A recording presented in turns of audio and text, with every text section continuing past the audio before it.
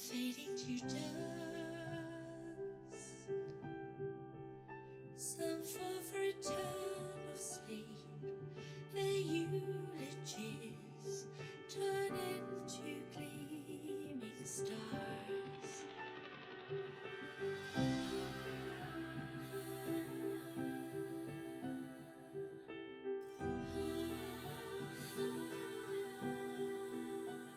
Will they be just stars again, or go with the wind?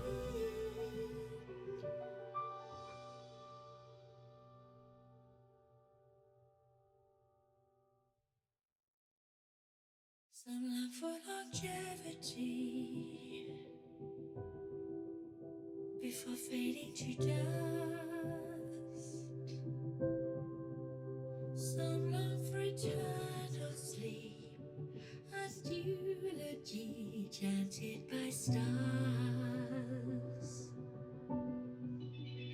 Into that serenity, their lost time forever buried. She rambled 1,000 times, a million miles searching for light. Free from the rule of death, now seems so dull. Time goes by, but memories rewind. There she prays again, back when things began. Where'd you go? Where they meet and grow old, where no rivers would flow, no woods would grow, no life would never be ceased. Or somewhere they could start again, where they would never be the same, where dreams every day, then they would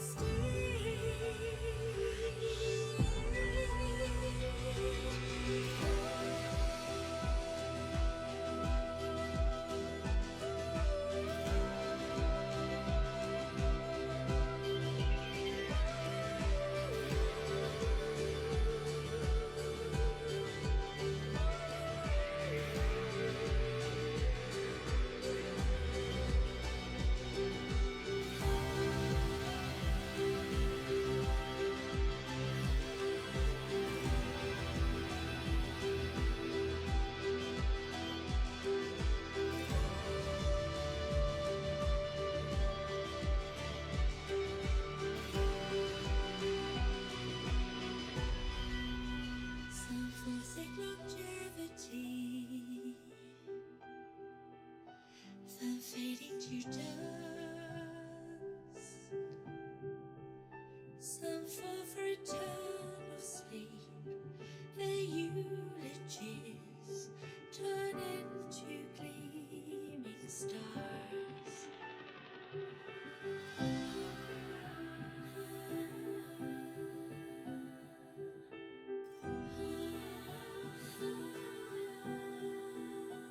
Will they be just stars again, or go with the wind?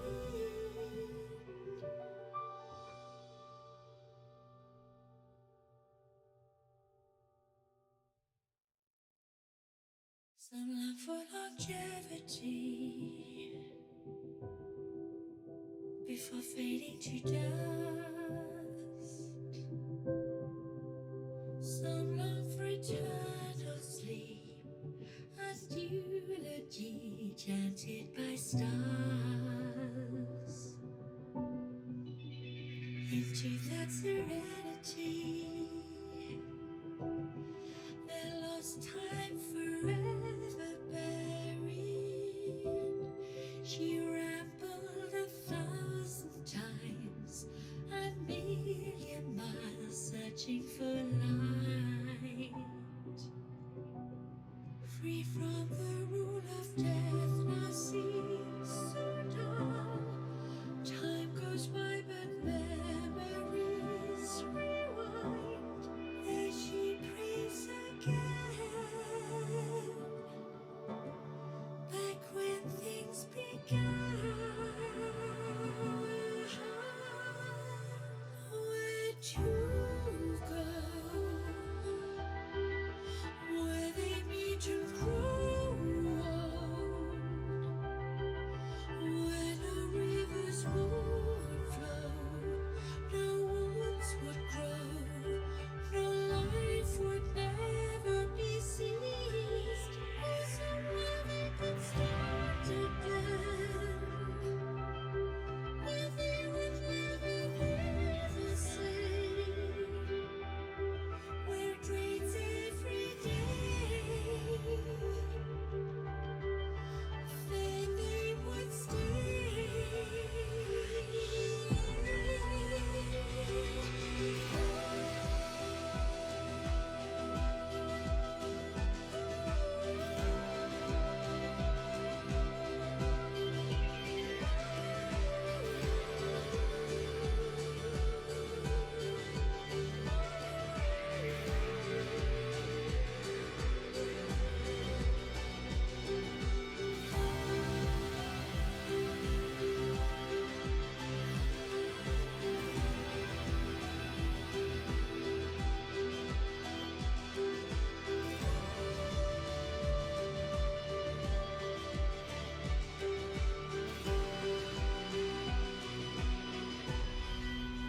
Some forsake longevity,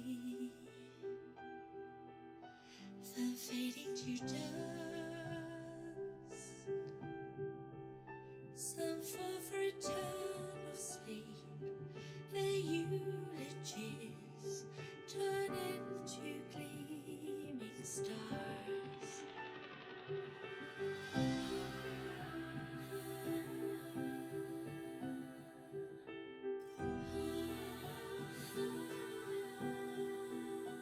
Will they meet in stars again, or go with the wind?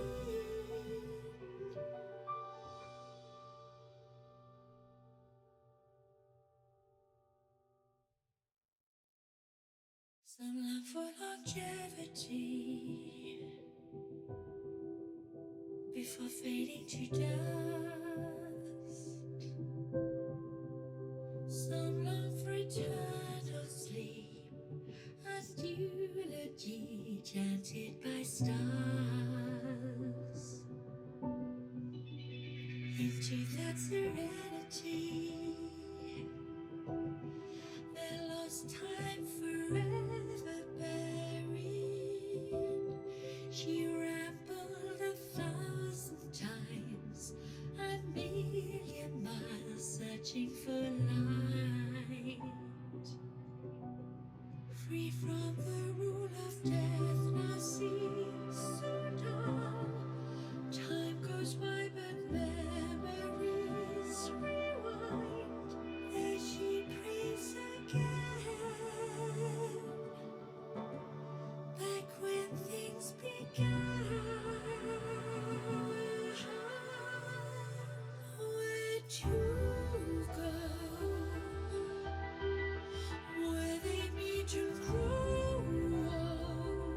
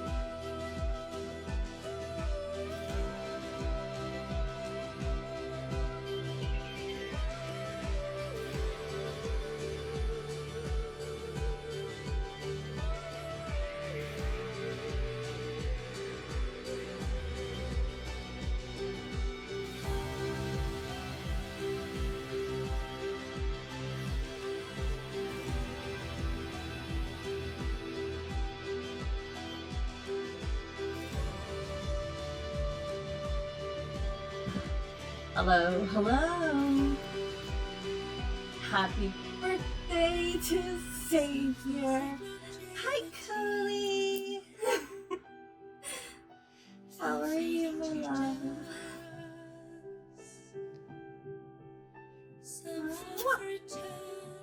Hi. Is everybody excited just as much as me? Or is it just me?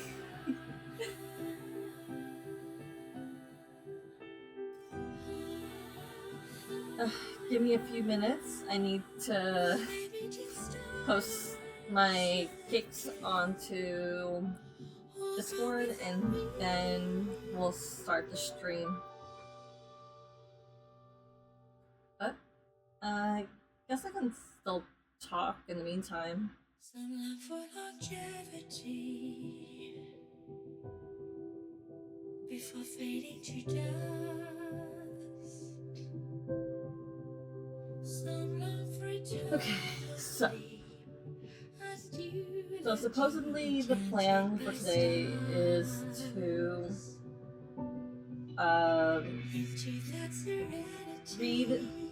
finish the cakes for all the accounts,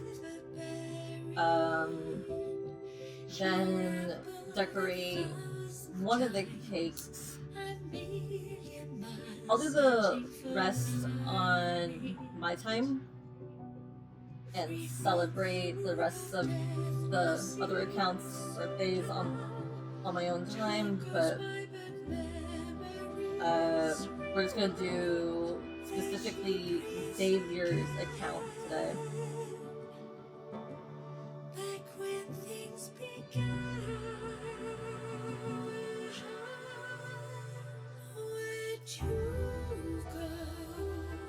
And afterwards, after we're done with the cake, we're going to then read the event, and then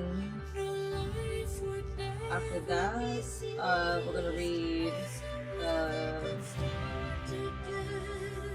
gonna read his actual card, and then after that, we'll be just counting down to his birthday.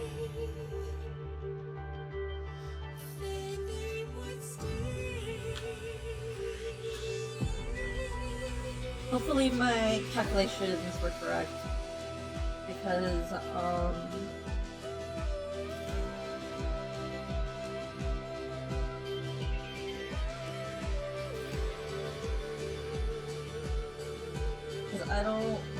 I kind of calculated that the birthdays, or at least the event reading and the actual chapter reading, was going to take about in combination maybe an hour and 30 minutes. So hopefully that would be good.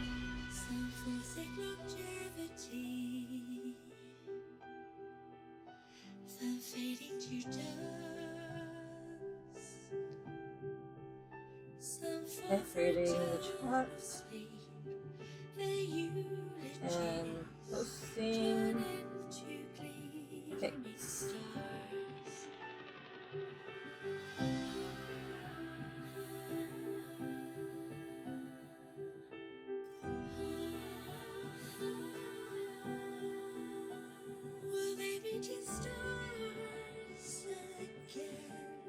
Hola. Hi. Okay. I'm done. And I am ready to do the Twitch. It took me 4 minutes. Oh no, no, no. What? Really?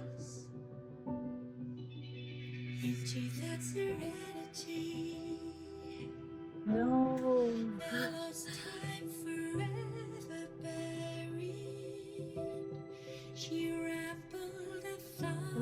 times I've been. You? No. I hear my headphones are fine, but is there really an echo?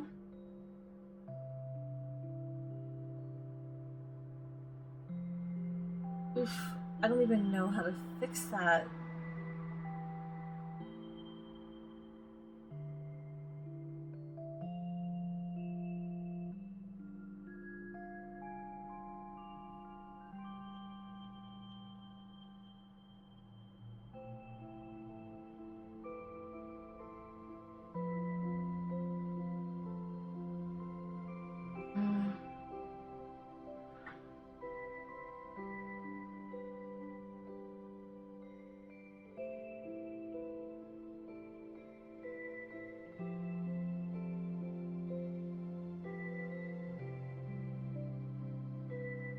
Okay, let's helps.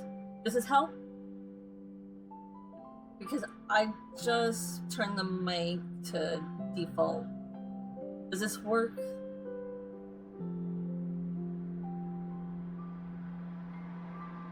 This is embarrassing. Okay, good.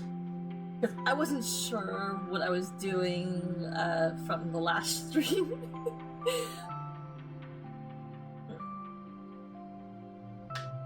Okay. So, let's just do my dailies.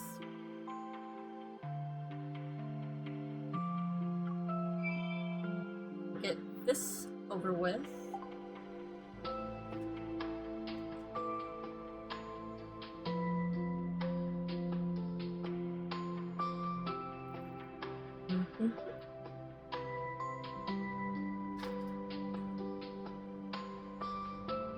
Let's do start on my screen. Okay.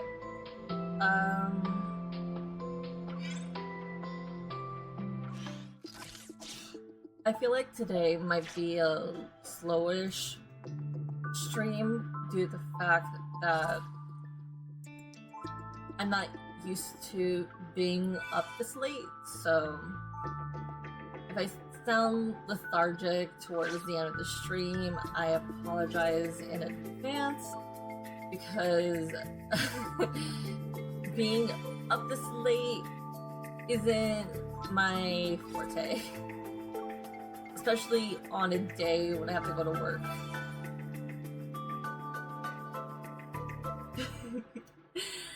Hi, Loki!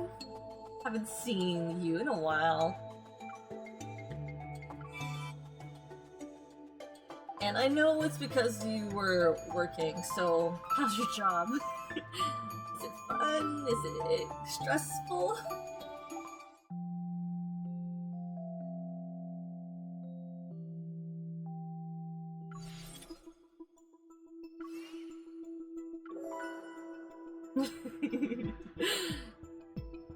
I know.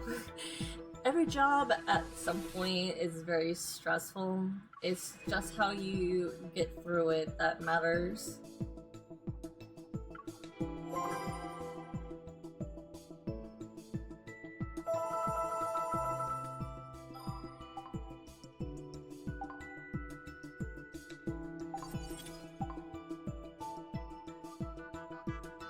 Oh, and look, I'm not really sure if you follow me on Discord. I mean, towards the end of the stream, I will show the cupcakes that I made because I made cupcakes. Well, I didn't make them, I ordered them. I'm not that talented of a baker, but I did get some cupcakes that worked out for the stream to celebrate our Starboy's birthday. So I'll show that like towards the end of the stream. And for everybody else, whoever joins the chat, if you follow my Discord, there's going to be a channel called Lads Birthdays or Lads B-Days. You can share your celebrations of the lad guys' birthdays there, or their cakes, or what you've created for their birthday cakes, so you can do that.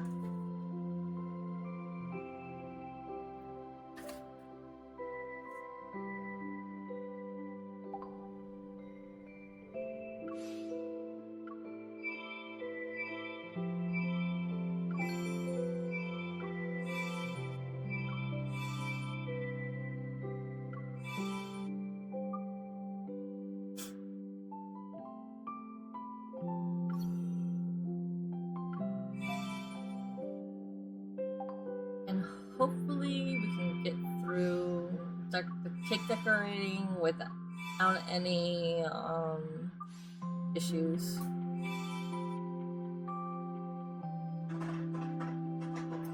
And like always, I apologize for my ice maker in the background.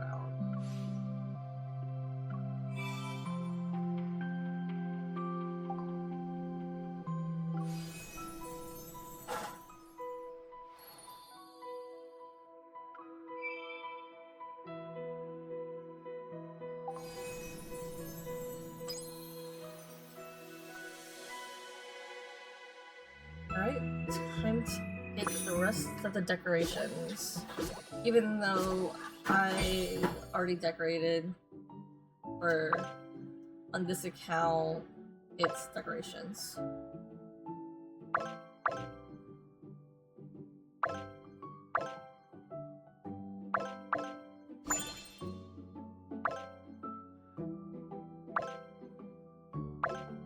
Technically, the cake on this account is already done, so ooh, these things are going way too fast.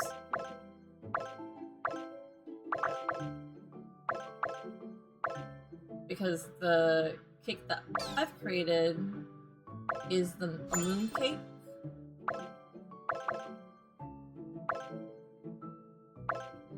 And apparently someone figured out a glitch on how to make some of the ornaments float. I'm not that talented, so I'm not even going to try. Oh, this is going to be quick.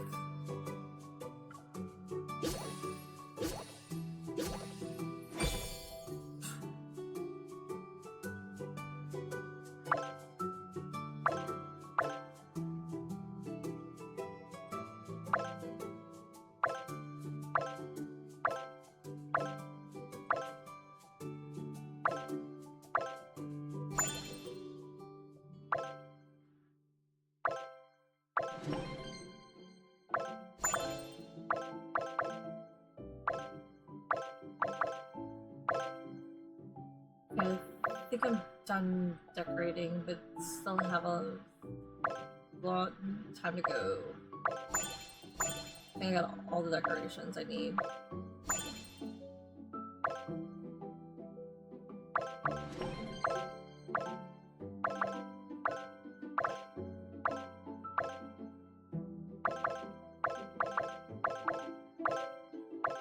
Three, two, one.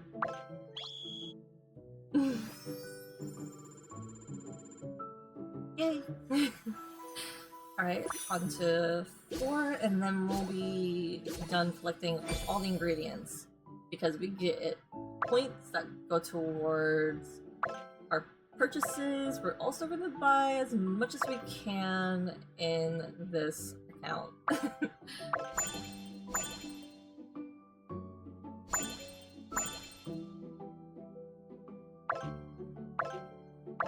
I'm actually quite surprised that they decided to extend Xavier's birthday for a week more, or an extra day more, because if I'm remembering correctly, they didn't do that for Raphael's birthday.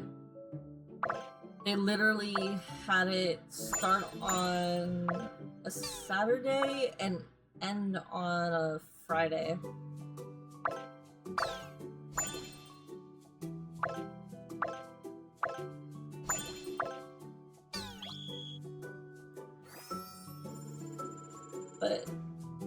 that's just based off of my vague memory, because Raphael's birthday was literally in March. And I couldn't dedicate too much to it because I was on a trip around that time. So I literally just did the bare minimum, logged in, and got out. And I also had to do my celebration in secret because I was with a group of family members who don't need to know that I played this game. And it's not because I'm a gooner coolie. They found out eventually that I play this game, and they're like, as long as you're happy.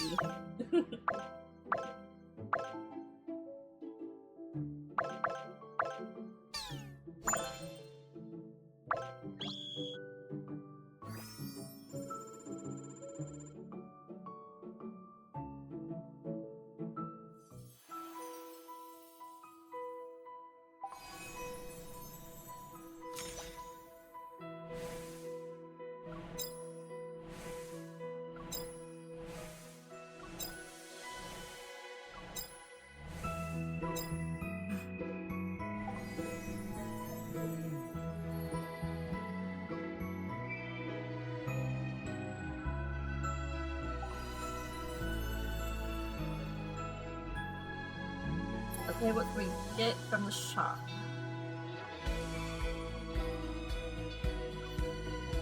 Let me get this card.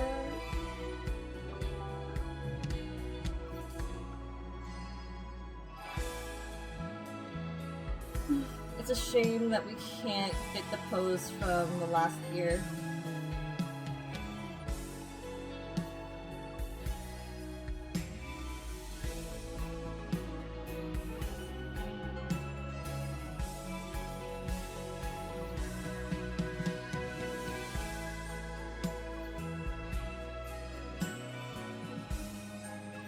I mean, I already got the outfit from last year on here, so thank goodness.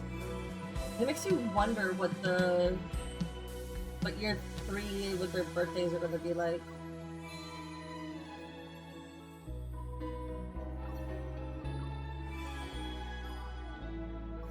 I mean, I'm still banking on the 6th Li's birthday to be in July, because that's the only time that makes sense.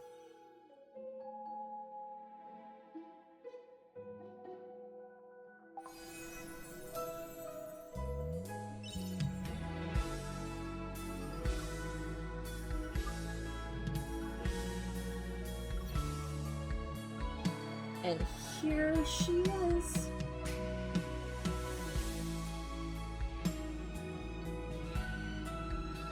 Son of a Juliet. Okay, I cannot. Okay, I have 2 options here. I can reset. I don't really mind resetting the whole cake, but I need to move this mother flipper.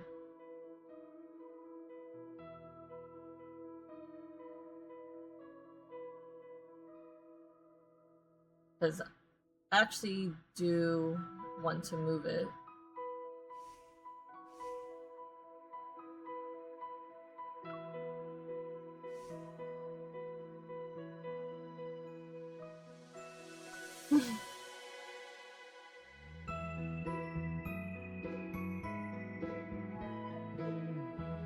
Oh.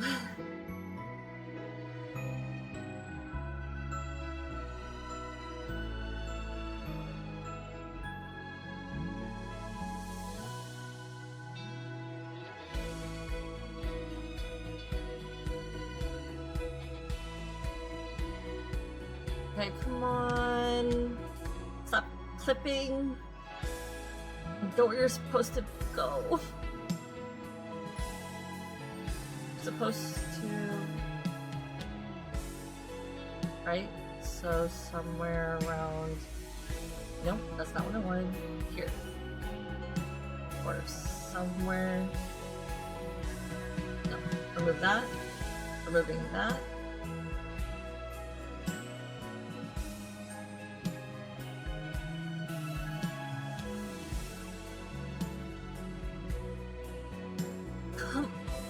I don't know how those girls did it. I want a floating planet.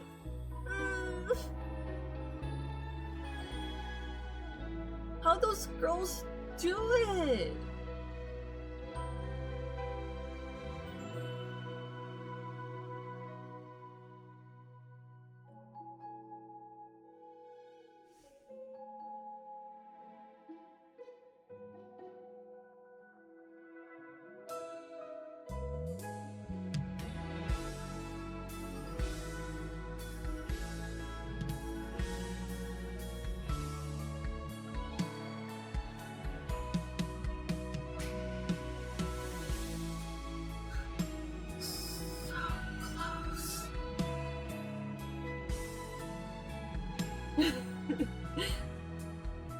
It is!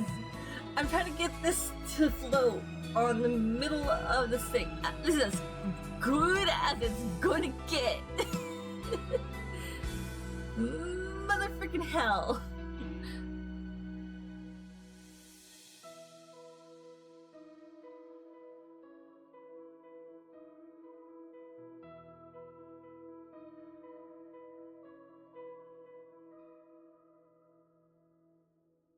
Maybe they put it like on the top.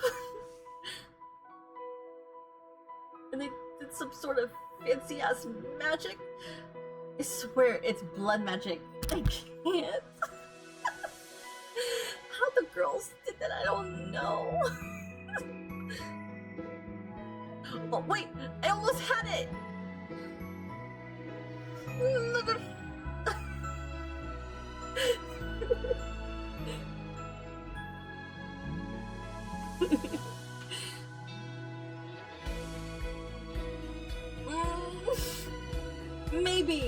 Maybe that's how they did it. And I can't log in to my tablet at the moment, so this is as good as it's gonna get. No, wanna know what? I'm gonna go back to my original design and stop fighting this.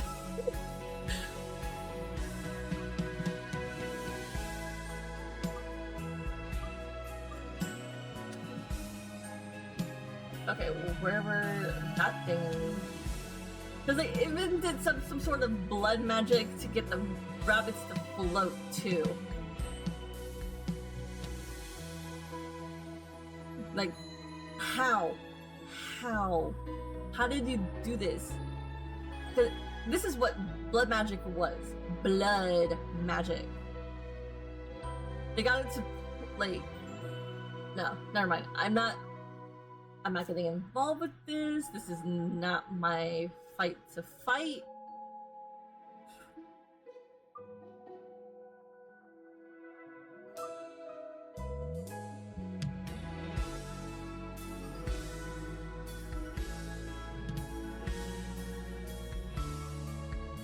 Okay. Yeah. This is not my fight to fight. I'm not gonna fight with a computer in order to get like something very aesthetic. But yeah, this is the cake for this account.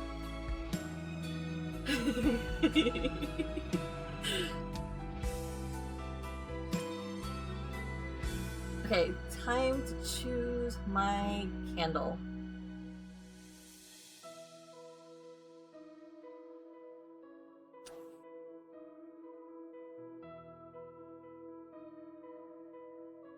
Which candle should I do? 1, 2, or 3? I feel like this one fits better with this.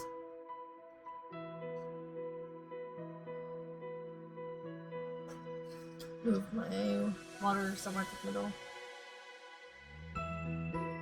And we can make it darker. Yeah, 2 is better. Let's rotate it a little bit. And it's flipping glares and annoying. But, okay. But since I can move stuff, I would like to move this thing. Motherfucking hell! I guess we're having the freaking planet somewhere in the flipping middle.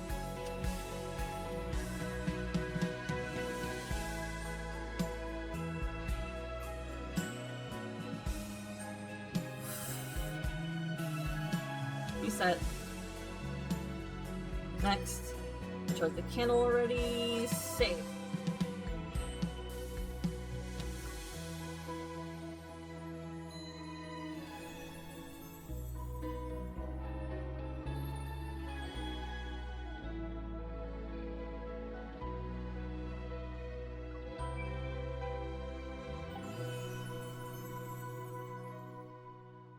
And now it's time to move on to my Xavier account, which is going to be the main event of this whole stream.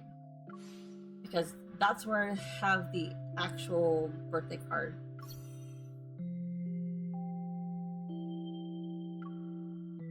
Because we already read the one for his birthday last year here. On Saturday when we got it. Still can't believe it took that we were blessed with his presence. And what was it? 60? 60 plus?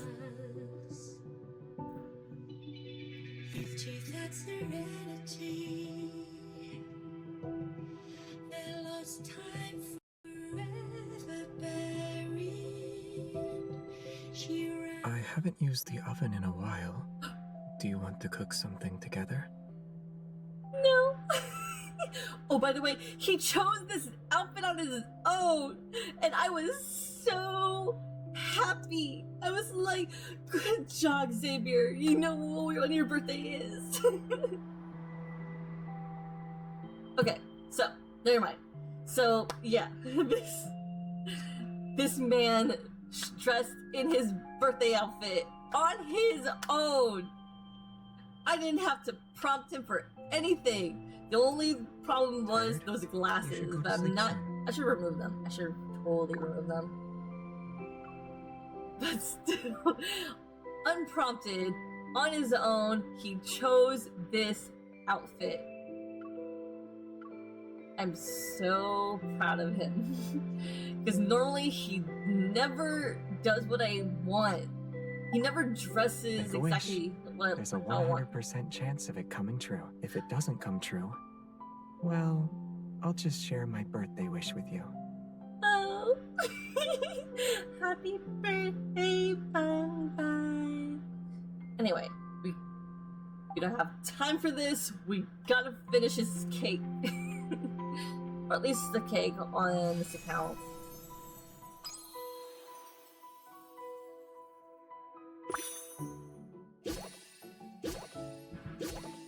I wonder. Oh, yep, I can do it on this one too. I don't even need my other keyboard. Cool. Only problem is you could be hearing some ASMR typey type. And it's not because I am very aggressive when I'm playing.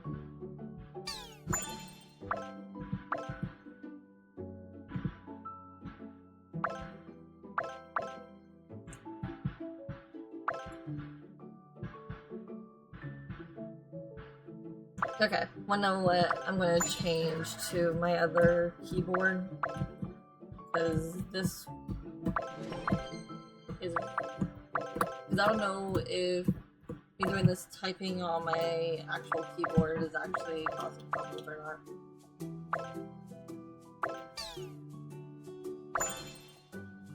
There we go.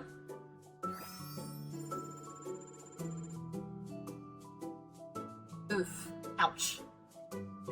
Because I wasted time. Okay. We need to get at least 20? No. 40? 20 decorations?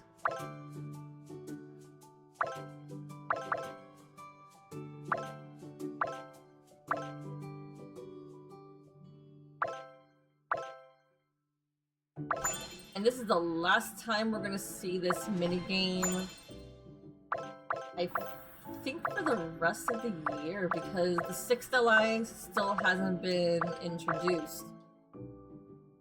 And I think they change up the gameplay every year. I might have to do some research. Because I think they change it up, the minigame, for inspiration for the cake. Because based off of what the girlies have said on my other accounts, well, not their other accounts, but what the OG lads, girlies have said, this birthday event ingredients thing is different from last year, I think. Again, don't quote me on this, because what do I know? I've started playing this game in February last year, and I was able to celebrate all the lads guys up to this point's birthday, and they all have the same mechanic for their birthday, which is this side-scrolling, collecting kind of thing.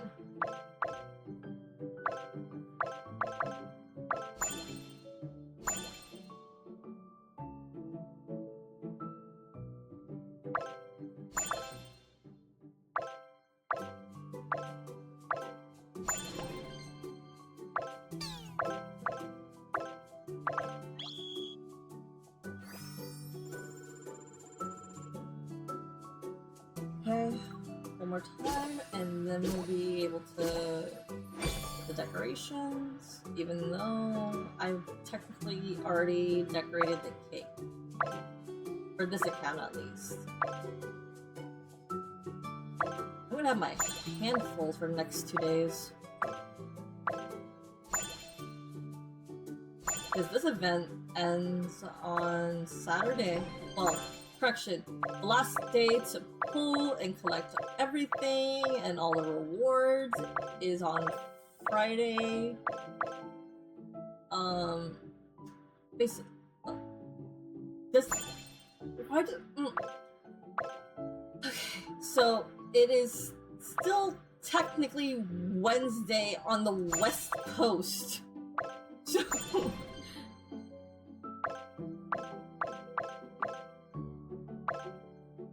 Oof. Okay. I've already spent too much time, like, wasting on the cake and on everything else. Let's get this party on the road. I need to get on the horse and finish this.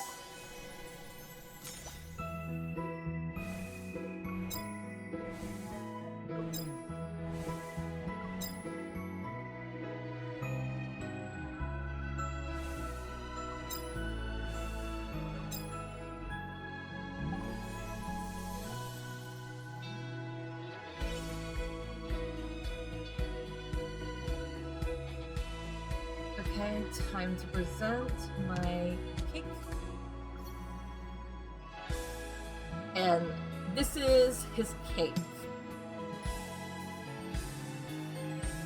And I think it's perfect.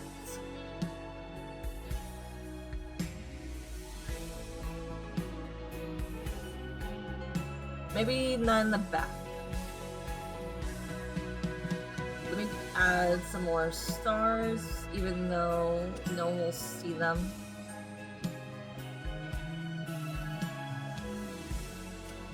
But we'll see them because this is how the cake's gonna be presented to Xavier.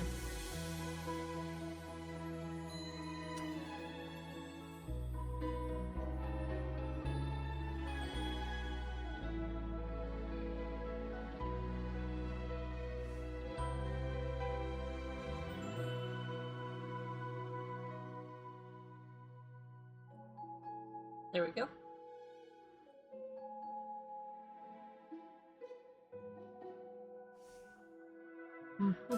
That's a little to the left.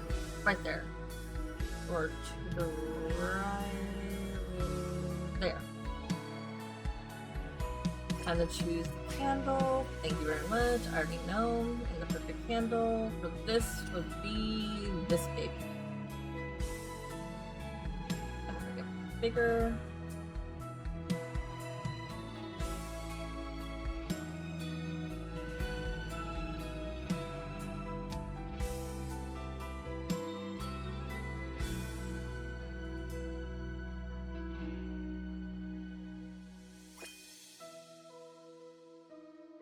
Okay, save. And this is what it's gonna look like on my desk.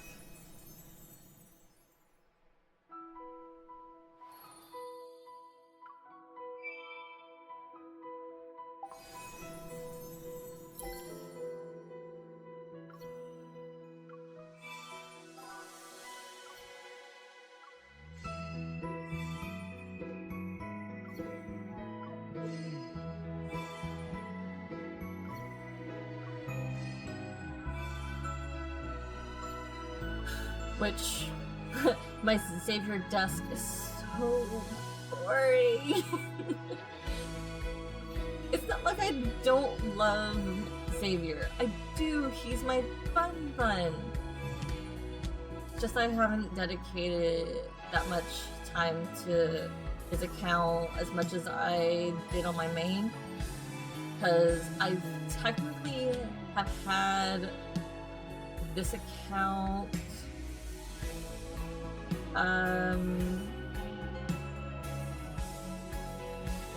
since May,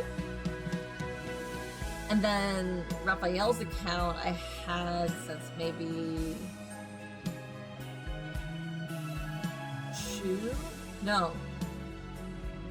June, and then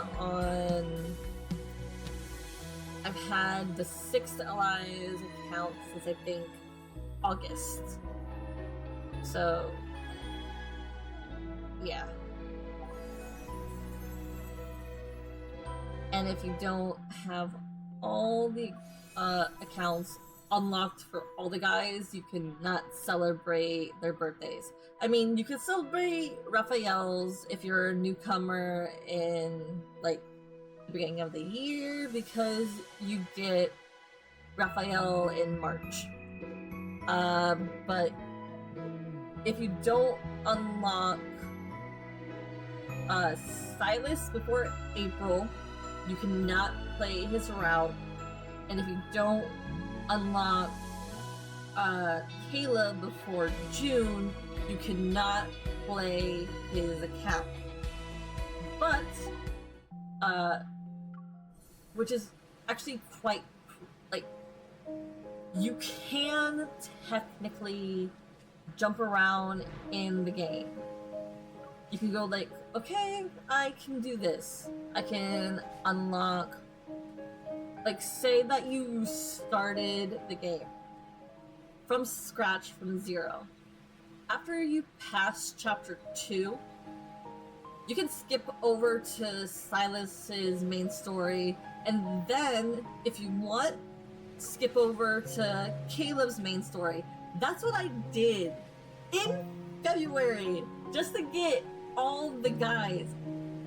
And I was confuddled to no, like, you have no idea how confuddled I was, because there's terms and stuff that I didn't understand whatsoever.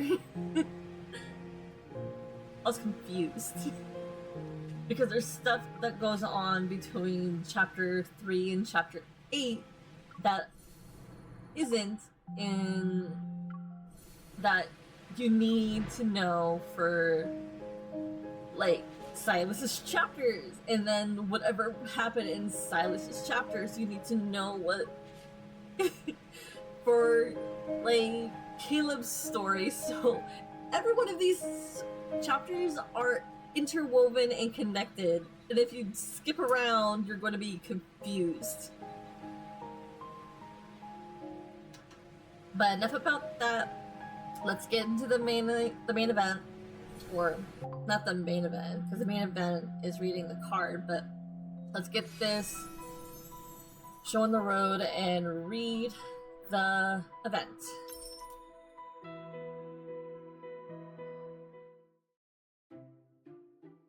I wonder if my batteries were working in this thing. Yes, I'm good. As I entered Xavier's home, I realized just how much an understatement his request to open a few packages is. At first glance, the living room has been practically turned into a package distribution center, and he's still searching for a path he can actually walk through.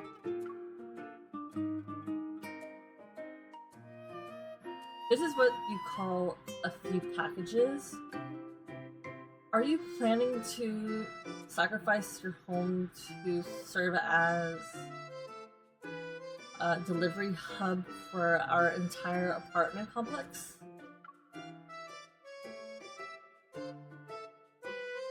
He finally clears a path and pulls me over to sit with him on the carpet. I'm not the one making the sacrifice.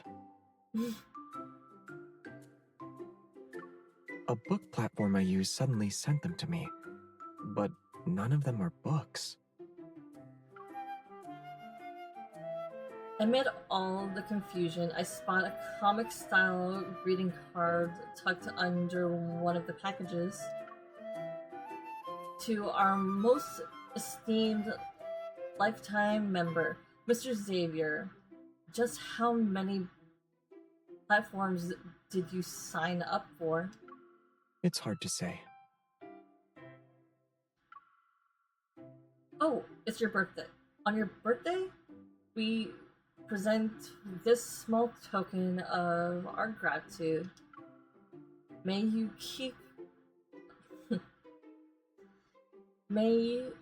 who keep books as your companion, always maintain your curiosity and imagination about the world. I didn't expect your first birthday gift to be from book platforms. The first several dozen birthday gifts, actually. Then, what number will my gift end up as? Let me count. 1, 2, 3, 4, 5, 6. Yours can cut to the front of the line, though. It'll still be number 1. Smooth.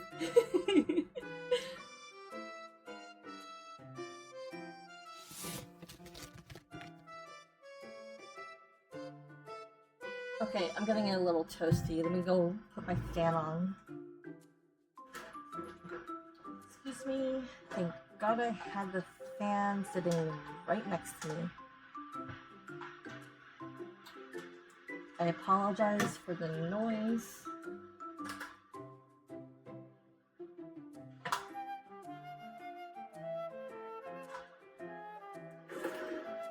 Okay.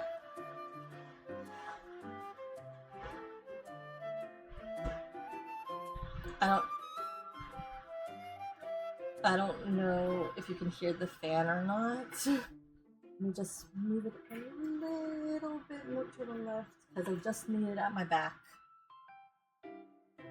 Okay.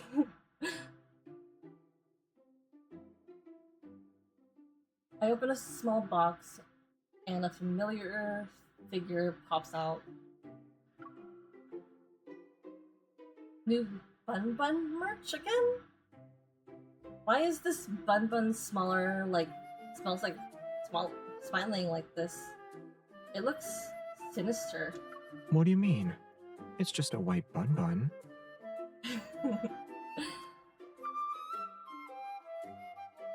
It's hard and stuffed. And it doesn't look like a toy either. What is this for? Upon a closer look, I note the holes of various sizes nested between the rabbit's ears. Oh!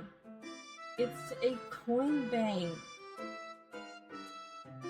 Who even uses these old-fashioned things nowadays? It doesn't look like it's for coins. He grabs a handful of nuts and seeds from the coffee table and drops them in the hole. Watermelon seeds, pumpkin seeds, sunflower seeds. This one's for pistachios.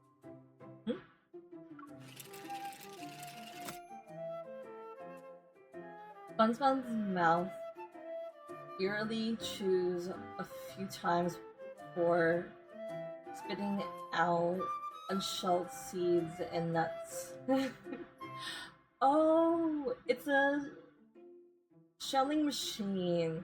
I didn't expect a rabbit to have good teeth. Rabbits bite hard. Even children know that. Hmm? Does this mean we get marked up by our little Bun Bun too? Oh, by the way, yeah, rabbits bite really hard. They break skin. So, be careful around your rabbits, folks. They can hurt you. What? I didn't say anything inappropriate. All the fan art that I've seen that looks like he marks us pretty well. Anyway.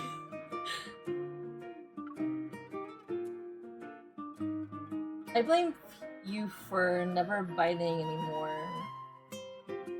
What? You big rabbit. You've screwed my impression. You haven't been bitten by me before? Stop! Stop opening innuendos! I can't. Afraid he might continue with bolder marks, I immediately stuff a handful of nuts into his mouth. MC, be careful, he might nibble. Eat your nuts. Stop. Okay, you can tell it's late if I'm, like, thinking inappropriate thoughts. Mm-hmm.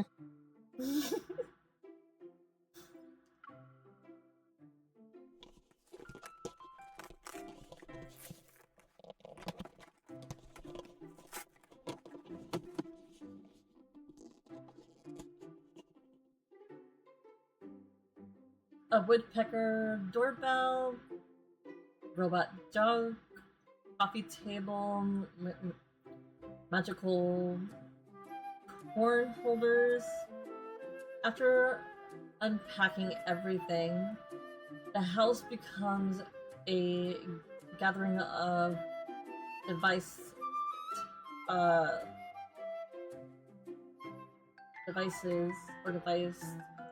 talented. Each one talents, device talents. Each one is showing off their unique skills. The number of gifts matches your age. I didn't expect a lifetime membership to include a package of making up a perk of making up for all the previous year's gifts. But why would a book platform send such bizarre things? Maybe they think these are the results of maintaining curiosity and imagination about the world.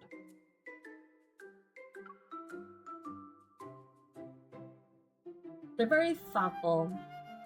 The birthday gifts they send are creative. Yeah, but they could be even bolder. Okay. He figures out every single one of the weird gadgets works without explanation. None of them is a challenge. Let me remind you that humans' imagination can exceed one's own understatement or understanding. Even the boldest imagination would seem cowardly compared to you, Mr. Overlander or Outlander. If you ask me, if someone wants to create the boldest, most imaginative comic, they should just use you as a source of material. It's guaranteed to become an immortal legend in the comic world. Enter the comic book hall of fame. Reach the pinnacle of success. It looks like you're already fantasizing about a wonderful life after changing careers.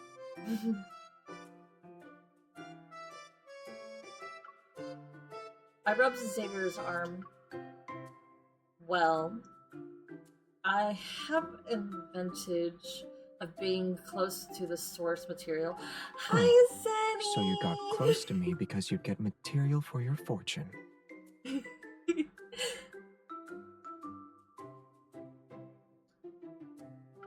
How are you, love?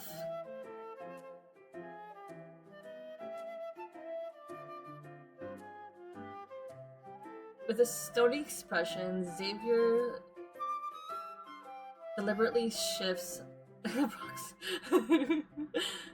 No, it's fine. It's fine. So what you missed so far was just me playing the minigame for the cake decorations and me decorating the cake. So I'll gladly show you how Xavier's cake came out. Also, if you check the Discord, I have a channel dedicated to the lads' birthdays. So if you want to also share your birthday cake, we can see that together. So, well, I'm gonna check out the birthday cakes towards the end of the stream. So if you want to share yours, post it there.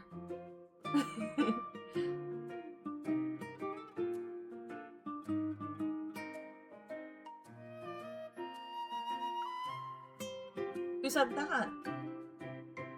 To me, those are just a little details that make up Xavier. What do you mean? My base elements are the same as yours. Carbon, hydrogen, oxygen. It's possible. Or maybe you aliens have a...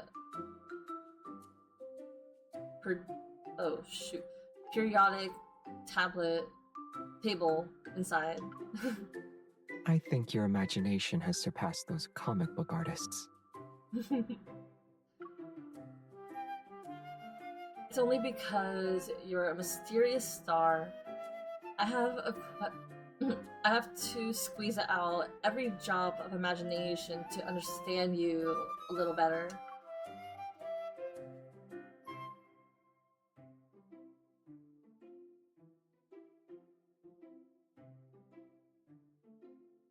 The distance between us disappears as Xavier moves towards me. He laughs while ruffling my hair. I was thinking about telling you the story you wanted to hear, Oh? but now I'd rather see your imagination burst forth. Just you wait. I can uncover your secrets on my own. By the time Xavier's birthday arrives, I'll prove that I'm one step closer to his world. But to understand Xavier, who came from the stars, I need to familiarize myself with those stars first.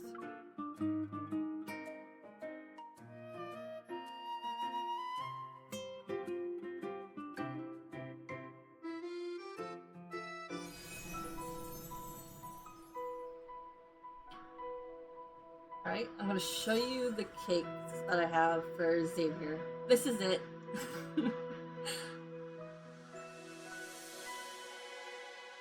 So, I hope you like it.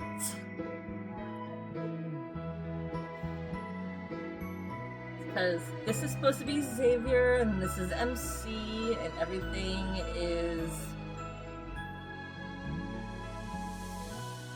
like, I would say this is a collaboration between me and Cooley. I mean, I decorated it, but he chose the colors. I don't know how delicious that is because it's supposed to be taro and mulberry. Those flavors sound gross. Well, taro, not so much. Mulberry just reminds me of something else. And I already saved it, so this is the cake for Xavier.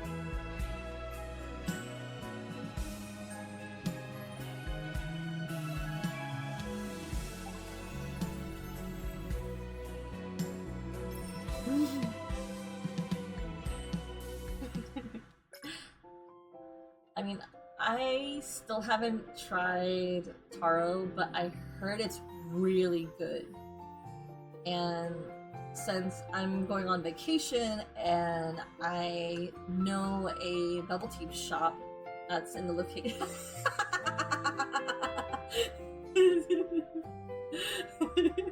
So scary. How are you supposed to help me with Silas' cake? His birthday's in April!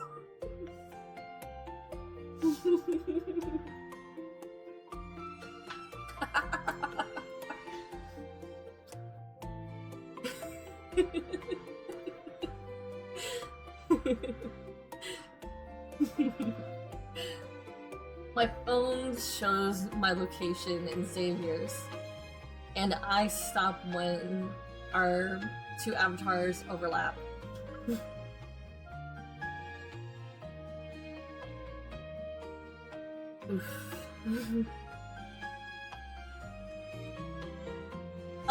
So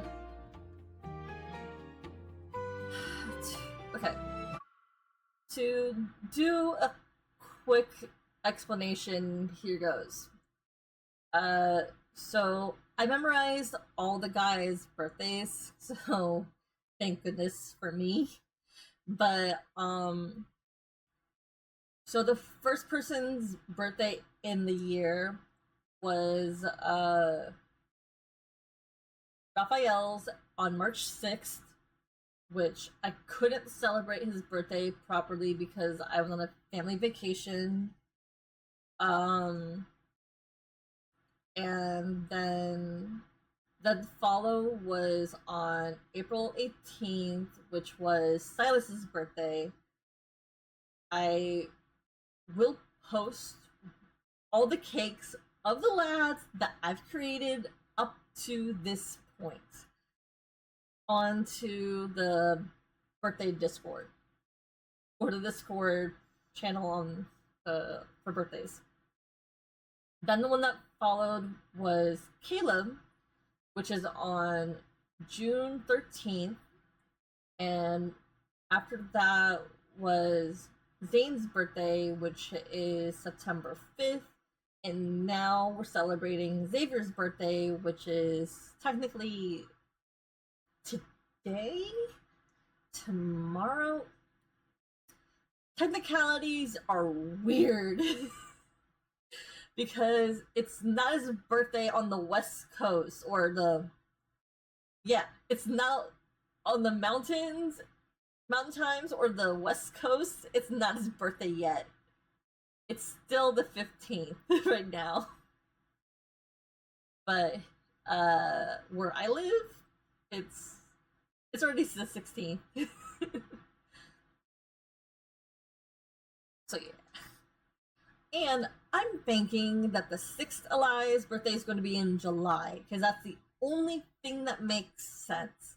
Because it's one birthday after another. That's March, April, and then if the pattern is correct, it should be June, July, and then September, October. That's the only thing that makes sense. Because if they give the 6th Eli a random birth date between those times, I'm going to scream. Because it doesn't follow a pattern. Because imagine if the 6th Eli's birthday was in December. I mean, sure, we have like a month between, but still!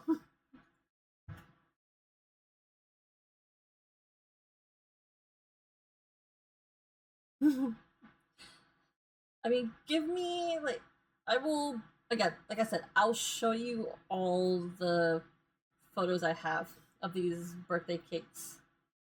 But you just have to give me till, like, the end of the stream so I can show you. Anyway, back to the story.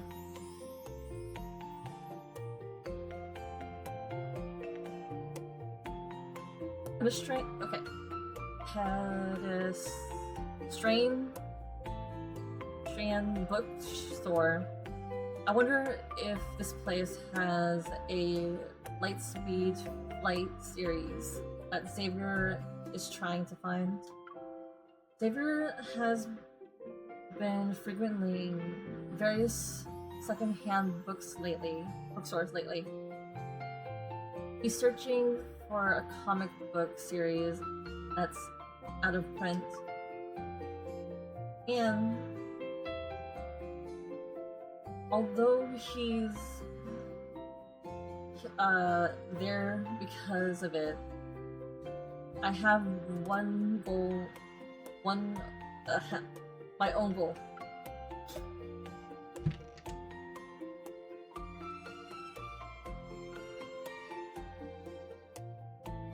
Ever since I made that bold claim about uncovering his secret from stars, I've been searching extensively for related books.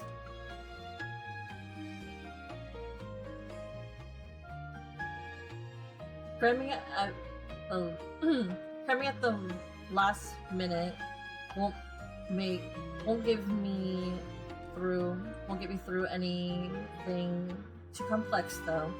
So I have no choice but to shift my focus to comics. Celestial Bodies from Migration. That's published by the Minor Celestial Object Committee. So its scientific accuracy and imagination are solid.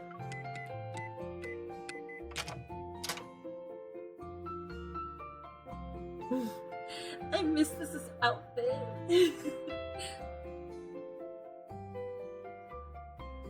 I squeezed through the reading capsule where Xavier is. I lift the books aside beside him and greet him. Obviously, the comic isn't the one he's looking for. I guess this place doesn't have it. There aren't many bookstores left. It's okay. Looking at other books without a particular goal is also enjoyable. What about you? What are you reading? Afraid I'll be found out. I open the book. I flashed it in front of him. What else would I be looking for? I picked out a random comic like you. Perfect. We should be able to finish what we're reading before dinner.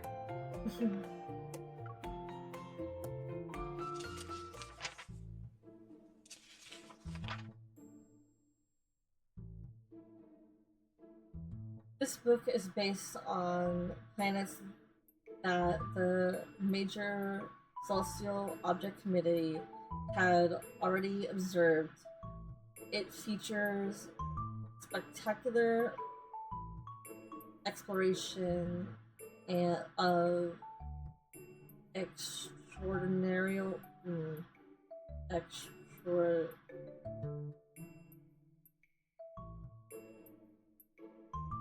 extraterrestrials life. A place completely covered in plants. Only vegetation are welcome. Xavier couldn't have only eaten plants before, right?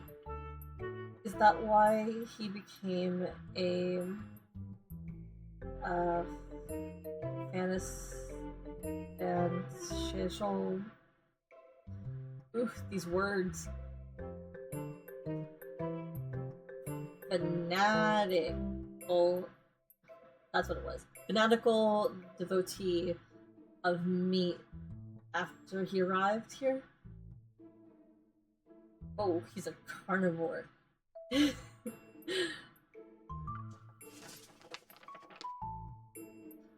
A place the lights can't reach. You can only crawl in darkness. Could it be that Xavier lived in the dark environment? Then he gained a light evil?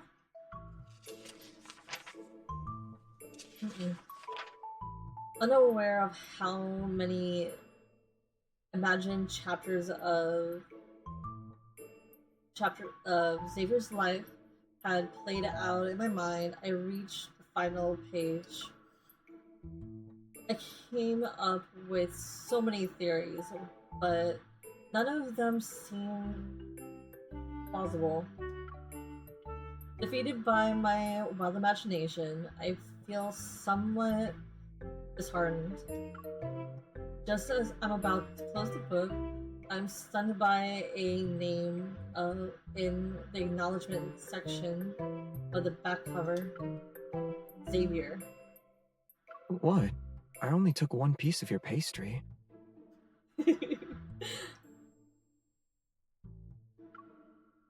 I wasn't calling you. Wait. It couldn't actually be you, right?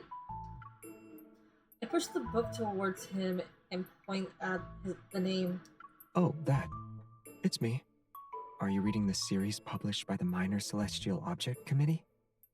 Oh, Lord.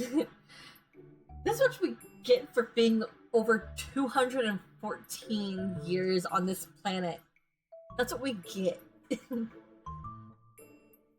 And we don't know how old he really is. He could be like 500 years old at this point. We're dating a vampire, you guys! No wonder he bites.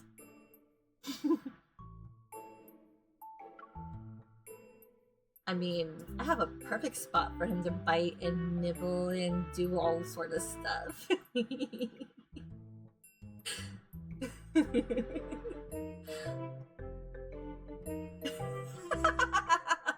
Sorry.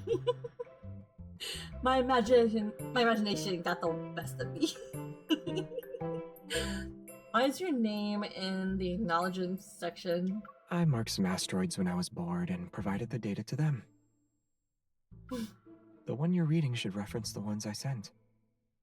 Oh no. Xavier takes the book and starts looking through it. I squeeze in to sit next to him. How many have you marked in total? 5? 10? After I moved to Lincoln City, I saw 34. Oh no. This would be a spectacular number for one person.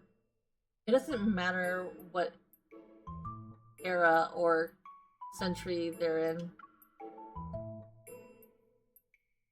It says here that asteroids discoverers have names, right? Theoretically, they do, but these names can't be changed once they're established. Oh? Even if you want to exercise naming rights, you still have to pass the naming committee's strict, ruthless review. Oh, I'm not looking for this. This is going to be lame. I'm so scared. I wrap my arms around Xavier. My eyes light up as I ask him a question. What name did you come up with? You remember them, right? Which one did you suggest? All the names I came up with were rejected. Oh, poor thing. It can't be right. You submitted 34 names, but not a single one was approved? I also suspect the review system is targeting me. It's because you're not good at coming up with names. Excuse me. I need to drink some water.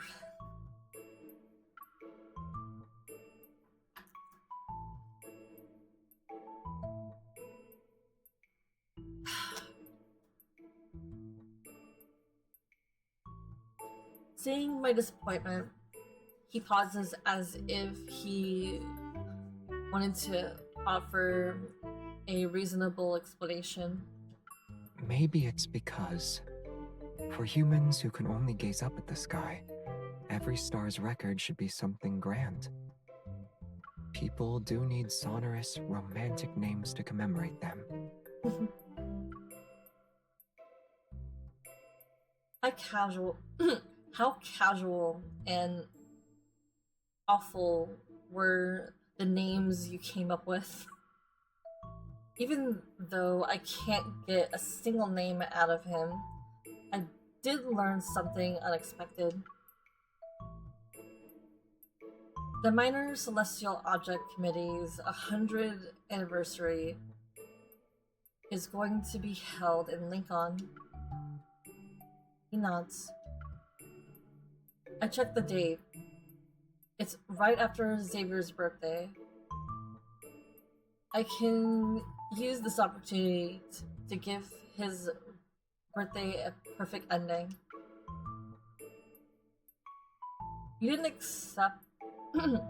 attend the 99th or 98th anniversary. Refusing too many times would be sort of inconsiderate. I wouldn't have told you about it if I wasn't planning on going. I knew you'd be interested.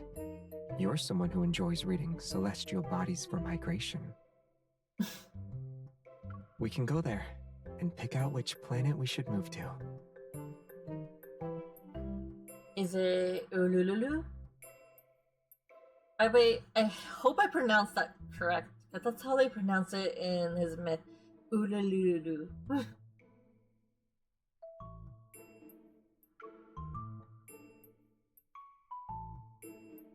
Ulululu.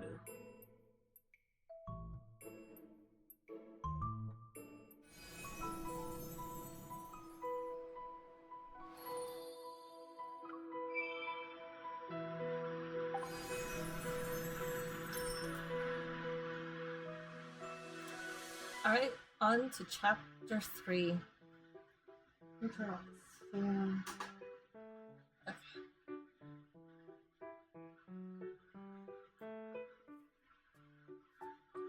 Ever since I started reading books that reveal secrets about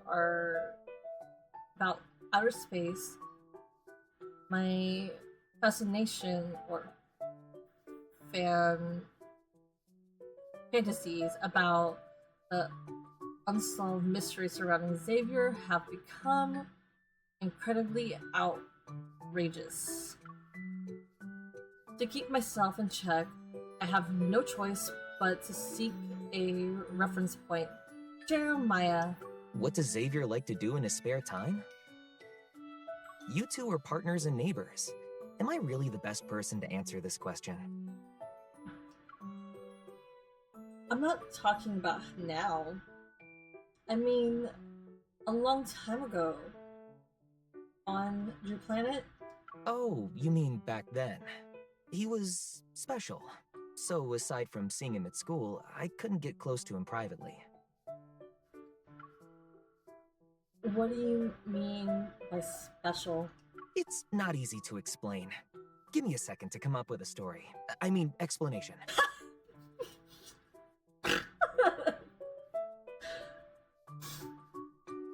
Ooh, Jeremiah. Goodness me. Lies after lies after lies. This is what you get for living over 200 years. We got another immortal over here.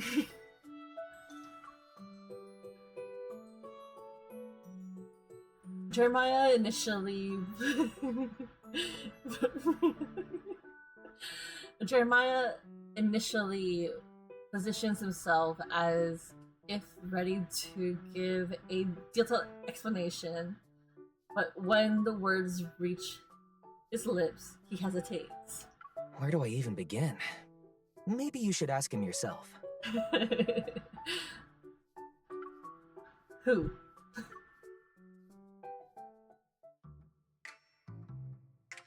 With a sense of foreboding, I turn around and run into a familiar chest. I wish it were just the figment of my imagination. Oh no. Well, I wouldn't mind being in this chest. I would snuggle so deep into it. I bet he smells good too. Like burnt toast. I'm joking. He would smell so much better. Maybe, I don't know, Ralph Lauren?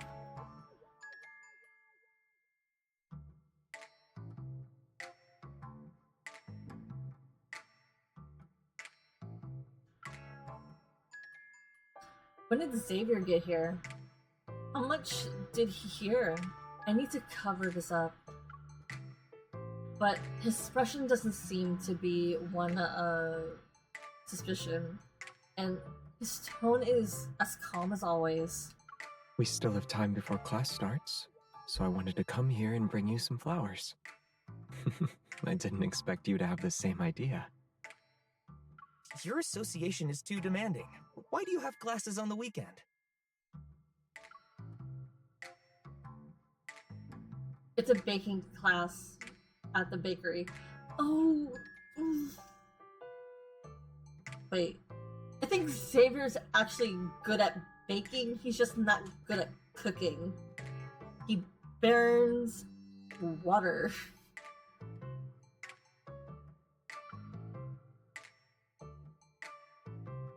I wanted to sign up so I could improve my cake making skills before Xavier's birthday this year.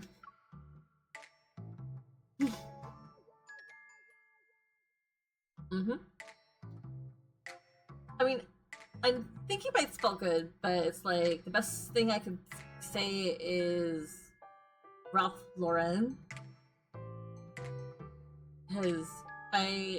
Or Polo. I don't know that many male deodorants. Not deodorants. I mean, colognes, because I never snuck into my dad's like cologne stash and actually read the labels he has. So I don't know what guys actually smell like. They just smell good to me.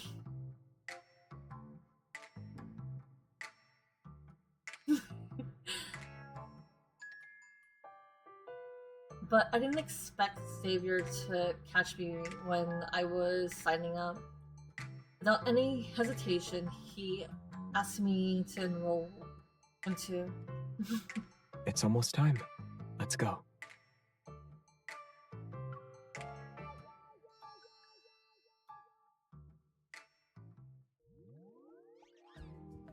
As soon as our 1-on-2 lesson ends, we're left behind and complete our assignment. I'm trying to organize my thoughts. What the heck? I'm trying to organize my thoughts when I notice Xavier is sulking as he wrestles with the dough. Okay, maybe he's not good at baking either. Xavier, are you trying to get into a fight with it? I thought I would learn something, but it turned out to be a basic baking class. It's far below my skill level. Your level is 1, and even then it's 0.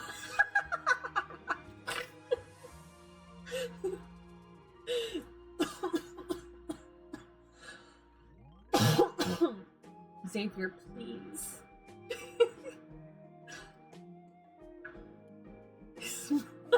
Me too.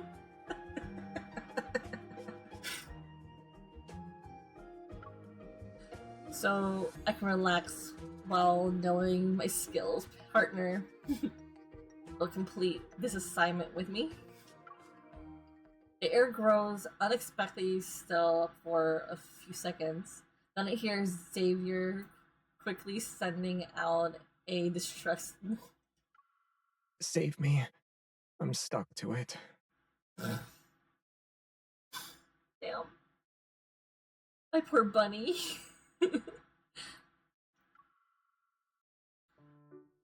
Watching him with his hands helpfully tangled up with the dough, I can't help but laugh. The Xavier who can easily deal with the most powerful of wanderers can't handle small dough. I shouldn't underestimate my enemy in the kitchen. My poor thing. Oh, Xavier. Monomo, I can't with you. Please.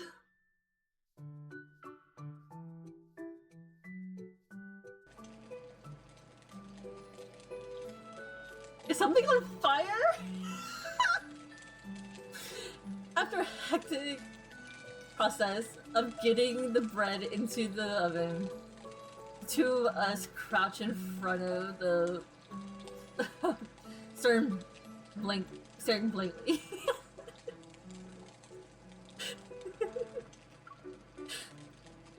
Amid the heat and humid humming, my curiosity seems to rise along with the bread. Xavier, did you also have bread on the planet where you used to live on? Why are you curious about the history of bread on another planet?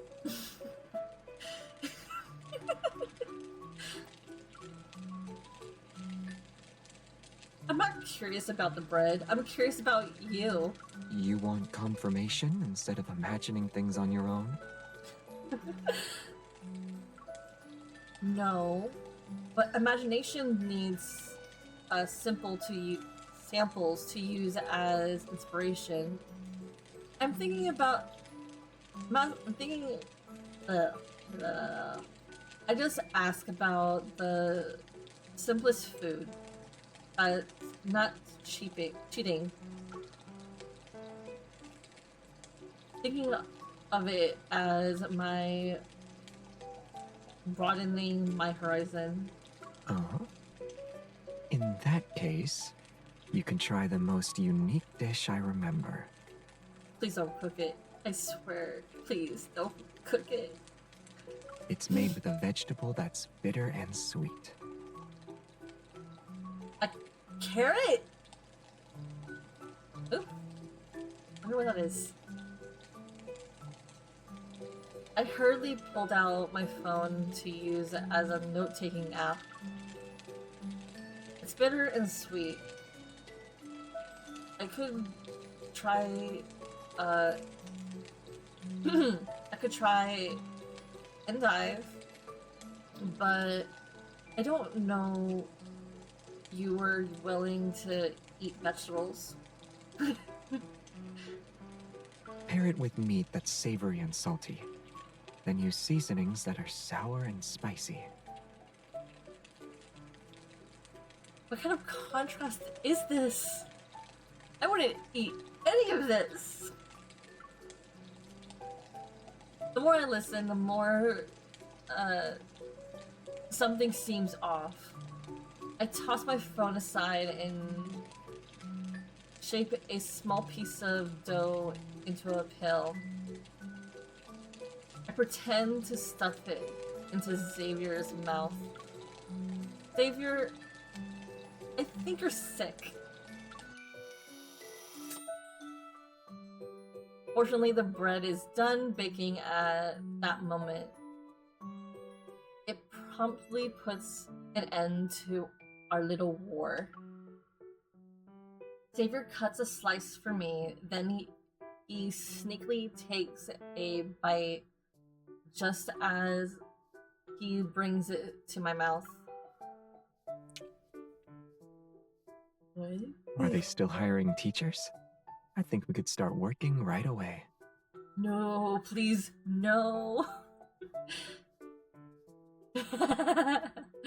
No.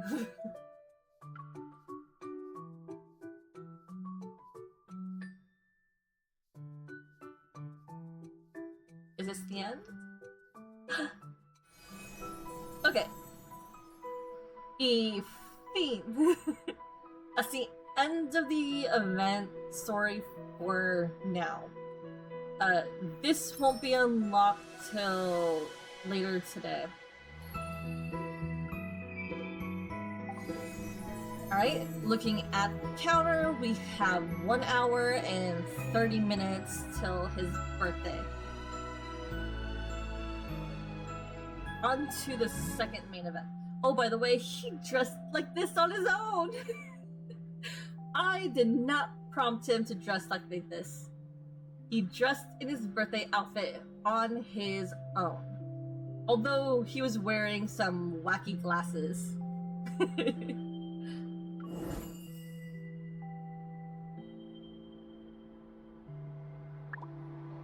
Yeah. He was wearing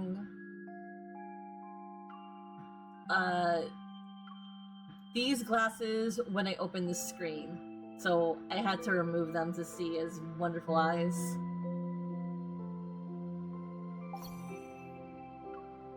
Make Yeah, a wish. he knows. There's a 100% chance of it coming true. If it doesn't come true, well, I'll just share my birthday wish with you. Okay. Oh yeah, I forget. His heartbeat is the lowest out of all of them.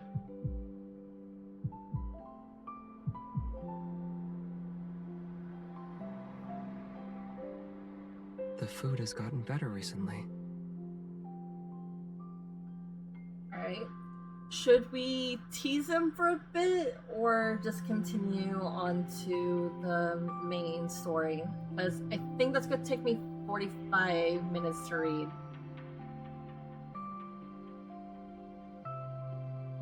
Because there's funny reactions if you keep poking him. Especially in this circle area. which I'm not gonna do because it's. I can hear you breathing. I can hear it right next to my ear, even though it's faint.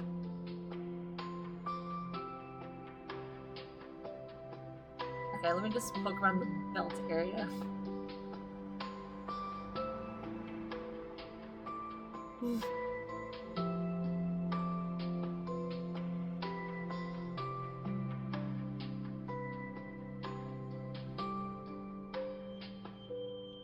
Twirl for me.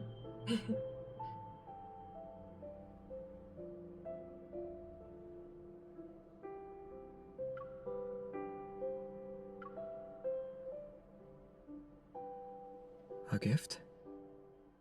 Isn't this more like an ambush? I don't know, You need the Cooley. What element did you of miss? surprise for an ambush. Like this.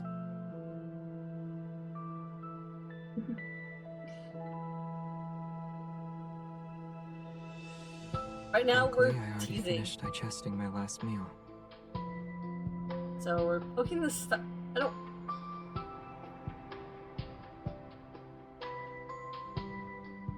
Okay. Did you find what you wanted? I can't. Is there more? You just can't stop, can you? Okay, that's enough. Maybe one more. Okay, you can touch me here. Okay, I'm done. I'm done. I've crossed the line. I'm good now. I'm good. I'm a sweet and innocent kitty. I don't do naughty things.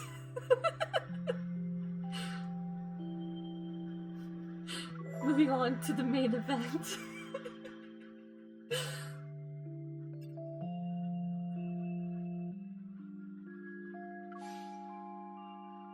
Good boy.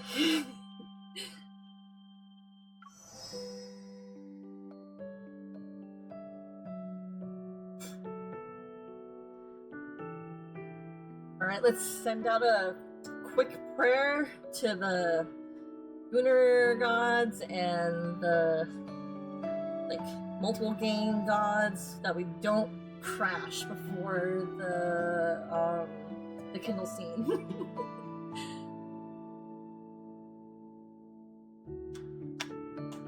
Because for Lord's sake.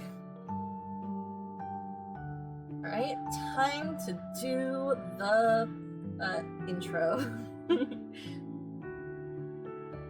1, 2, 3. Hola mi amores, soy yo, Violeta Kitty, and today we're playing another round of Love and Deep Space. Today we're going to be reading Xavier's birthday card, Between Stars.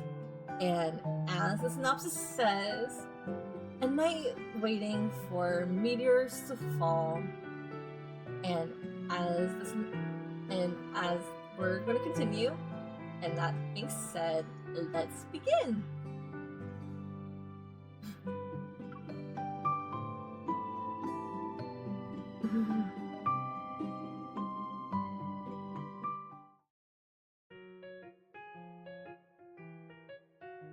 Xavier, help!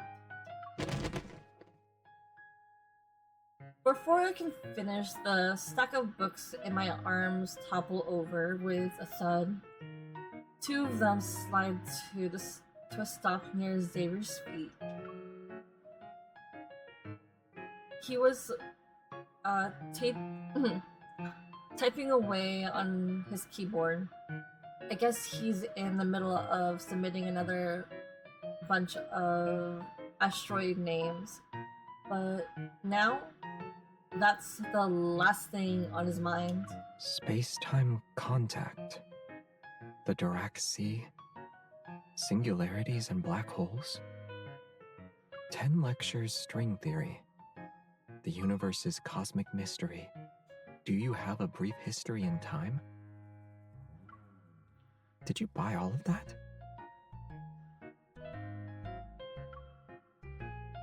Xavier stands up and gathers the fallen books one by one. He stacks them on top of one. He stacks them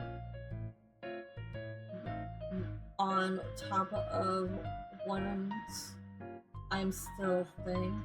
Done. Thanks.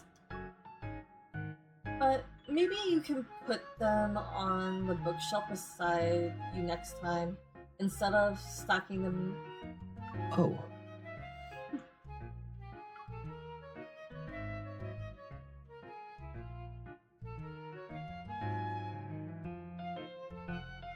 I quickly sort the title by topic. Then I tried to figure out where to begin. did the association add new subjects to the hunter's exam? No, I just wanted to understand the cosmos a little better. He nods. He pulls one of the books from the pile and presses it into my hand. If you're thinking about switching careers to become an astrophysicist, start with this. I flip open fundamental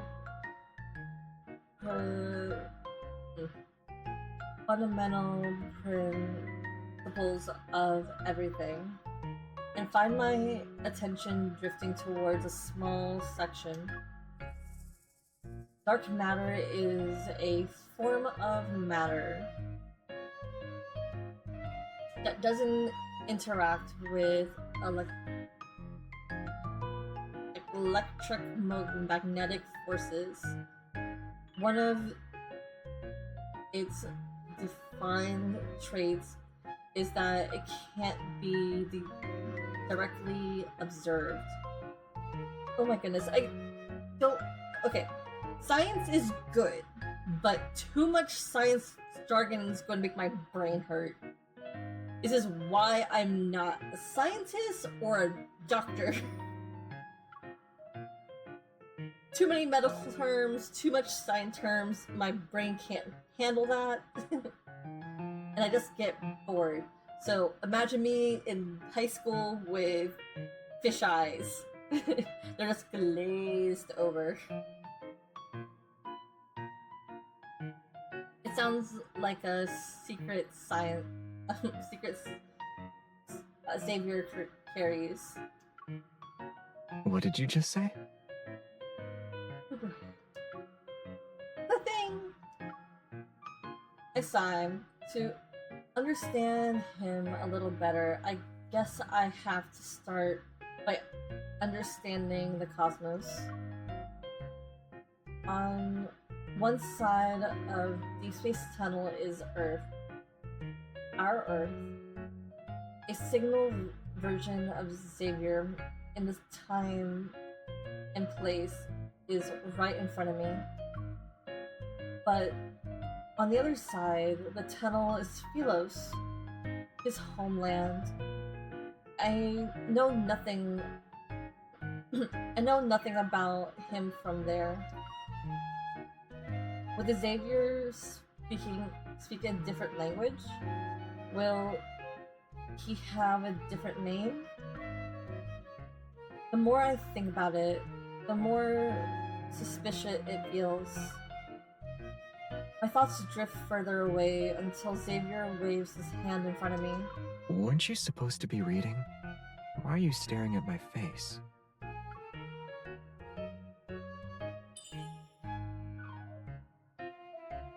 I gently pinch his cheeks, then I give it a good squeeze.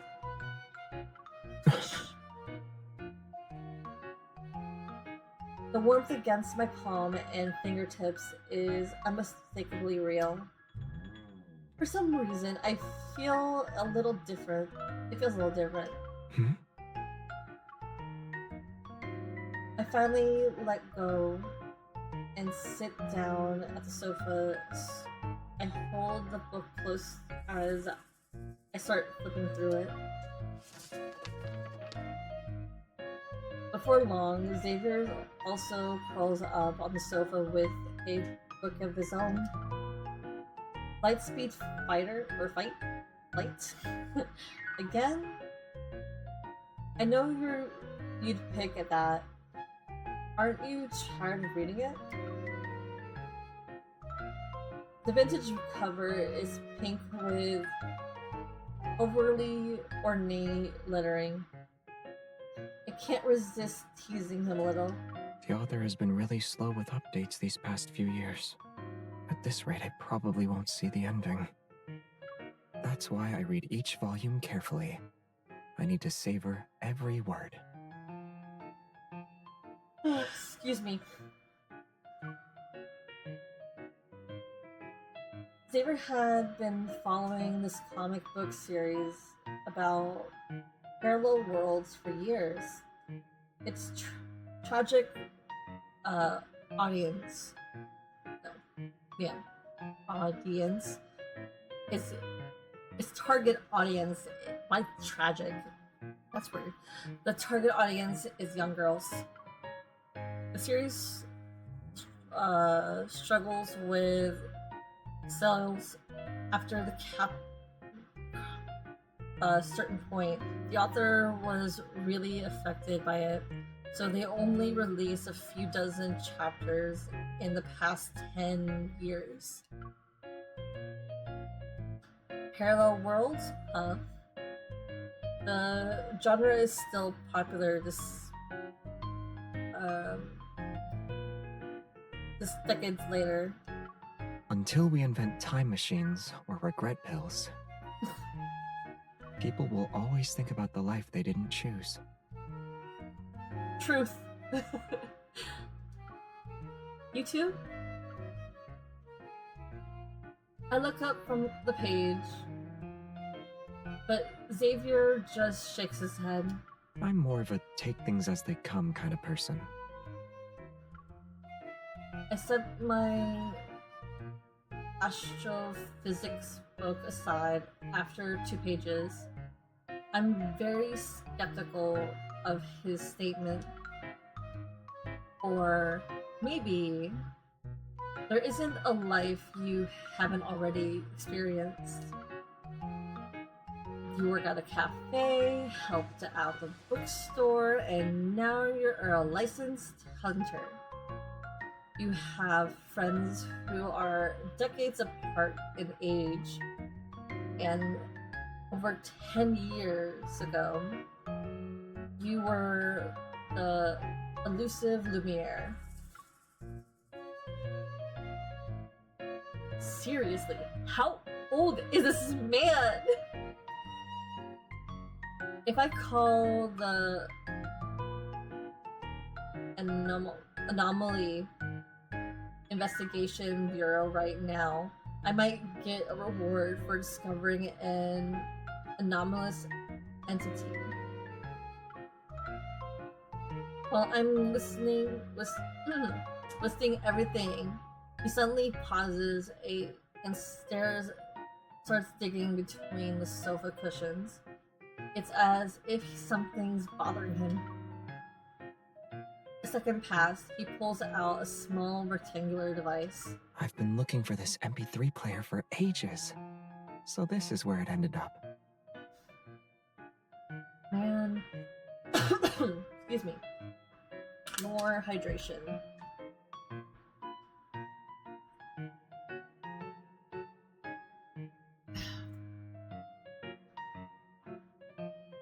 Okay. If I ever get what's that thing called? If I ever get to 50 followers and I'm associated with Twitch, I'm gonna commission a little emote of me drinking water. That way you guys can tell me to hydrate. Wow, that's ancient. Does it still work? Yeah, the audio quality is pretty good.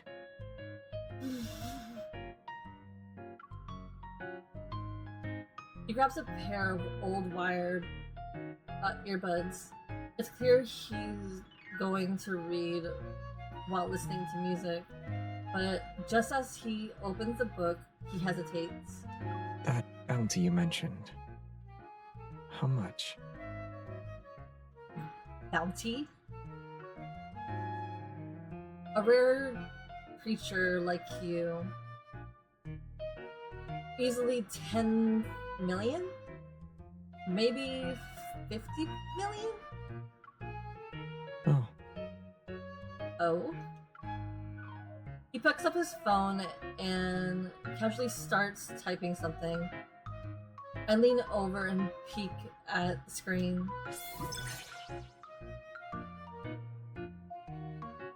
He inputs a long encrypted sequence, like it's second nature.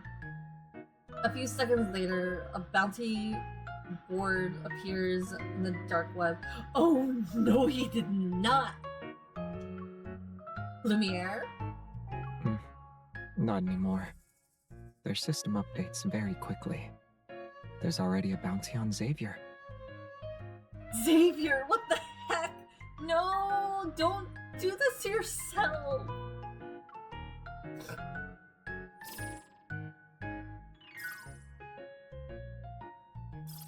Como que?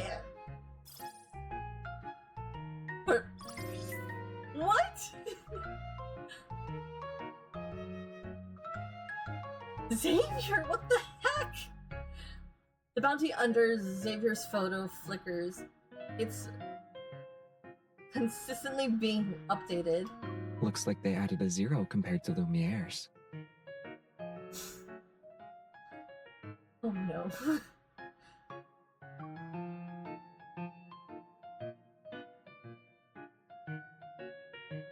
Why are you even checking it?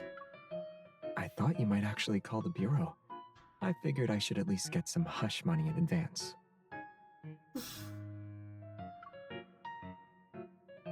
I quickly grab Xavier's hand. Stop! You can't press against. Stop, you can't press anything. I want a quick life. Quiet life. I'm about to close the dark web interface for him when my phone suddenly vibrates because of a notification. Oh no.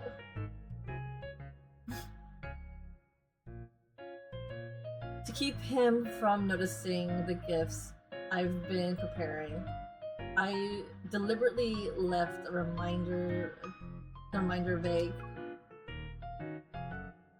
The screen shows 2 simple words: pick up. Already? That was fast. I pick up the book back. I put the book back and head to the door.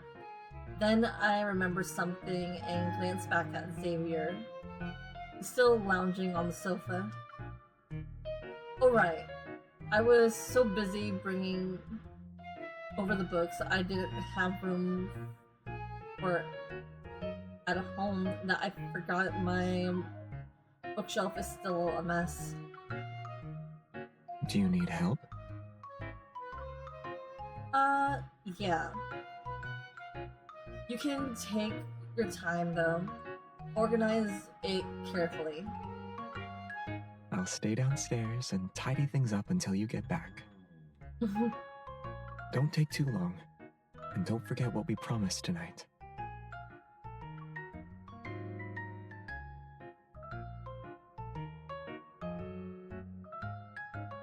The Minor Celestial Object Committee's stargazing guide says there would be a meteor shower that only happens once a century. We promised to watch it together. It's impossible for me to forget.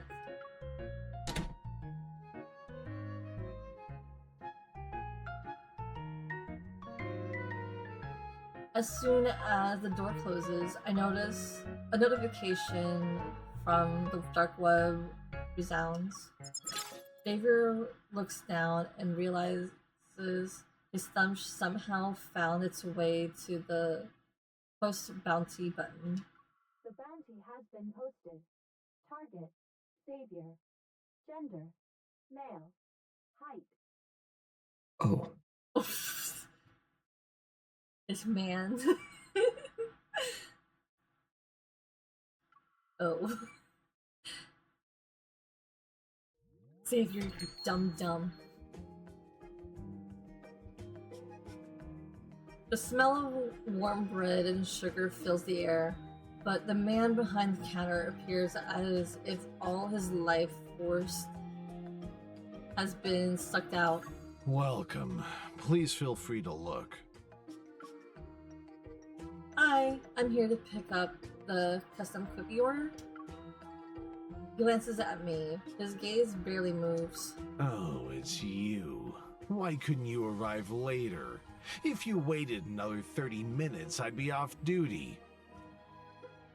What is that supposed to mean? Even as he complains, he carefully wraps the cookies and hands them over. Thanks, I appreciate it. I push the door open and hurry towards the next stop.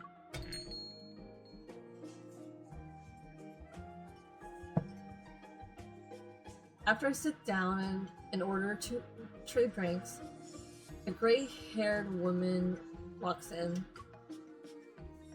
There aren't many customers here. Now, when our gaze meets, we both understand each other's positions. Oh, I hope I didn't keep you waiting, dear. Not at all. I just got here. She sits across from me and sits down a few books. They look old, but they're in protective covers. I wrapped these years ago so they won't come off. Is that okay? It's fine, so long as the inside is intact. I open one of the volumes and see a familiar old-fashioned fancy word inside. Lightspeed Flight. One of the gifts I prepared for Xavier's birthday is a comic book series he always reads. It went out of print last year, or years ago. Used copies are almost impossible to find. It took several tries before I managed to contact the seller, who's willing to part with them. Everything looks great.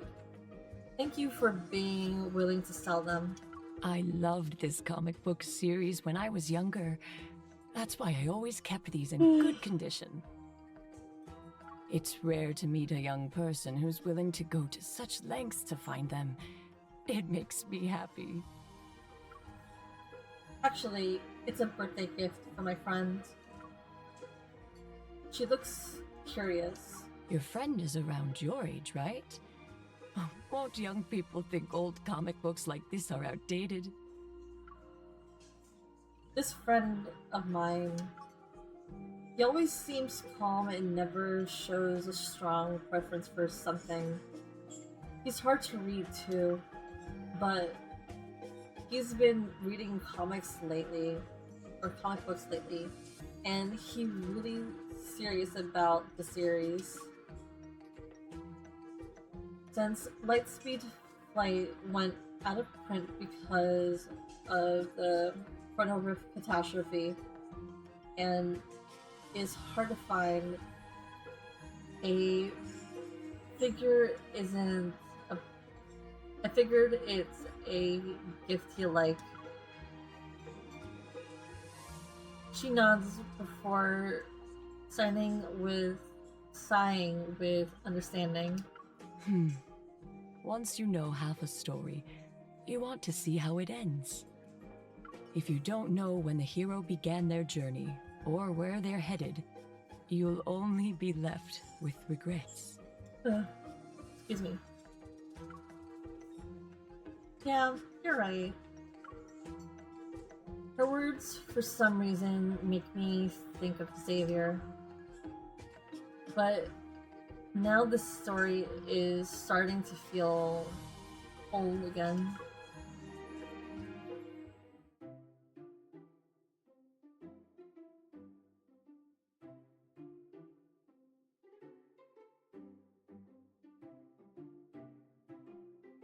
The trade is finished, and I leave the restaurant with a few comic books in my arms. Hey, we can still continue with the plan, right? Xavier won't get in the way? I give him an excuse to stay at my place before I left. Right now, he should be... What was that? A familiar figure flashes by up ahead. I changed my words. He's not there now. Perfect. I'll handle the setup. I'll see you tonight. I lower my voice and cautiously head in the direction where I saw the figure. Yeah, see you later. As I look down to hang up the call, the figure vanishes without a trace. I'm about to search the area when someone suddenly grabs my wrist. I'm ready to shake them off when... Xavier? Come with me.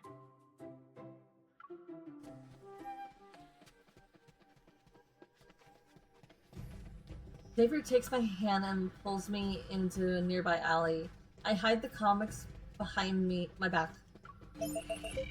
Nearby, I hear a buzz in small drones. 7 or 8 lasers beams are tracking and locked on the back of Xavier's head. I instantly realize what's going on. Xavier, how do you end up being hunted down a day before your birthday? I guess they're confident enough to strike whenever they want. They're not bothering to wait for the right day. We managed to escape once we turn a corner. The drones zoom past us. They lost their target for now.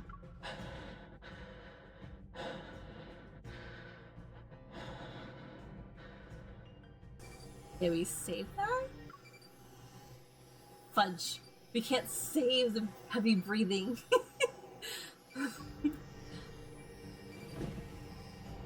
I step out and check the situation, but Xavier immediately pulls me back. He shields me in his embrace. The drones are still nearby.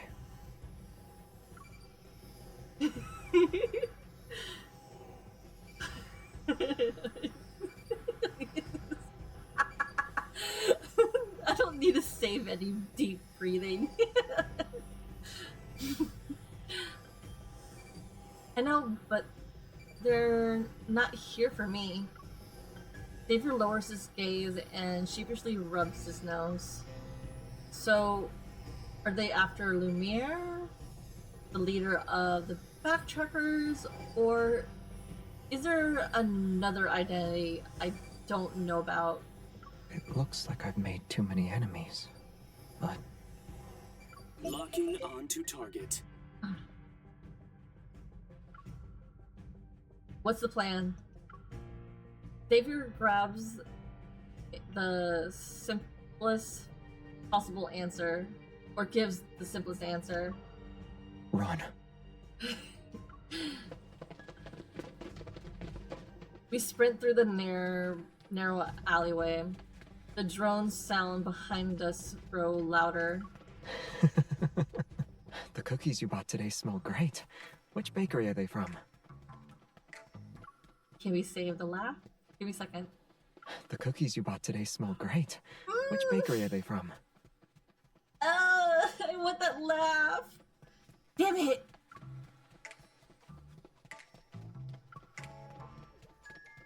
Is now really the time for that? I think we should get more. Can we save the laugh now? Yes! I think we should get more. Yes! Gotta save every laugh when I can.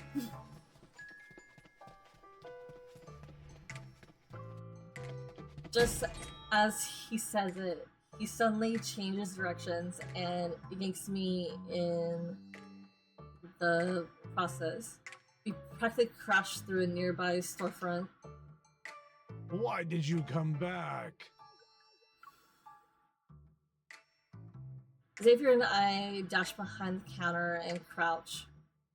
We try to use the table and chairs to stay out of sight. I'm about to provide an explanation, but Xavier beats me to it. He presses the staff member's head and pulls him down to hide with us. Sorry, we'll buy everything here tonight. How much money does this man have? The staff's expression shifts to one of shock as he gets a good look at Xavier's face. You're that... You have the wrong guy. It's not me. I didn't even say who you were, though. Outside the glass door, the drones have lost track of their target again. They're circling the area. We can talk about who he is later. Please tell us where the back door is.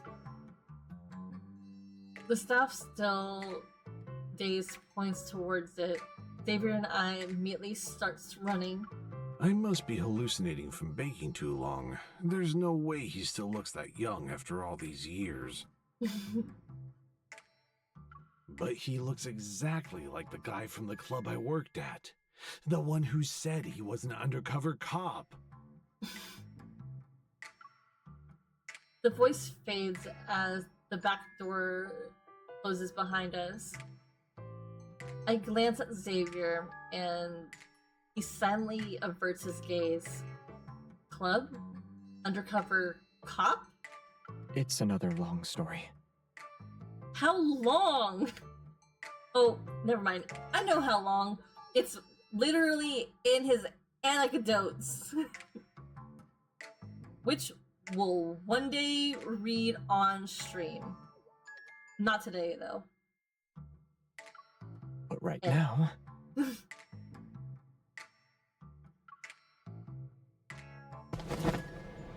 He lifts me up again. His shoulders tense slightly, then he jumps, which lurches us towards the adjacent rooftop. The howling wind rushes past my ears, and I tighten my grip on his shoulders. Let's deal with the troublesome matter behind us once and for all.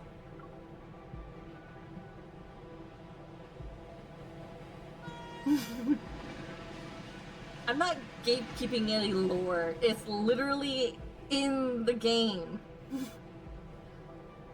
It's in the anecdotes. To be more specific, I think it's story number 2. The train's highlight cut through the darkness. Surrounded by rushing air currents, it barrels forward.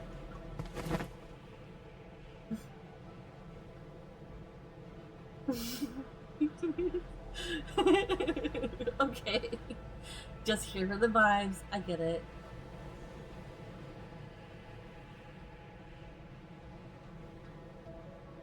Xavier lands steadily on the far side of the tracks while he's still holding me. A second later, he leaps onto a nearby terrace. Behind us, the drones crash.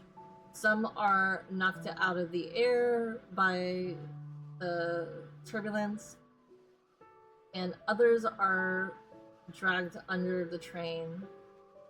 They disappear beneath the tracks.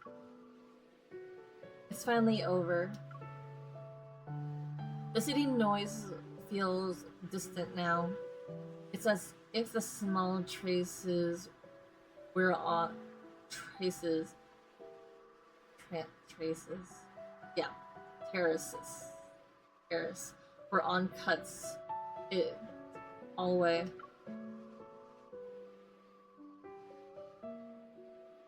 So, can you tell me what that was about? I got into some trouble earlier. I need to clean up. This man is lying through his teeth. Is it serious? Dangerous?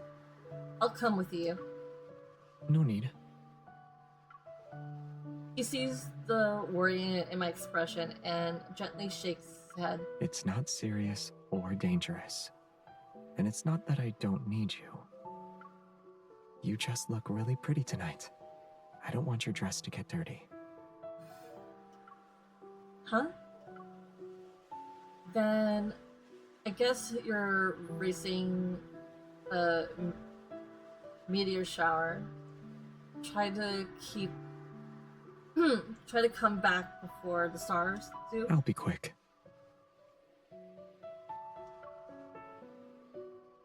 He leans down and brushes aside a strand of hair that the wind had disheveled near my ear. If you get bored, listen to this. He takes out the MP3 player and carefully puts the earbuds in my ear. As soon as the music starts, the sound of the city fades away. All that remains is a soft, weightless melody. Xavier's figure quickly vanishes into the night. The rooftop is dim and far away from the city lights, but the stars above shine all the brighter. And a second passes. An explosion rumbles in the distance. Brilliant bursts of light spread across the sky like fireworks. Then the screen on the hunter's watch starts flickering. He was actually serious about being quick. An explosion has occurred in the city center. All citizens are advised to evacuate immediately. What did he do? Oh my god. Sorry I'm yawning so much. I'm never up this late. The sound ends and automatically skips to the next track. It plays straight white noise. Slightly puzzled, I access the MP3 player's playlist. There are odd named audio files stored on it. Each of the files' name is strings of numbers juggled by the dates. Judged by the dates, they're from before the Corner Rift catastrophe. I skipped through a few of them. All of them are basically the same meaningless white noise. Considering how well Xavier sleeps, I don't need this many white noise tracks. He doesn't need any white noise tracks. My phone vibrates, which means I receive a message. I grab it and see what it is.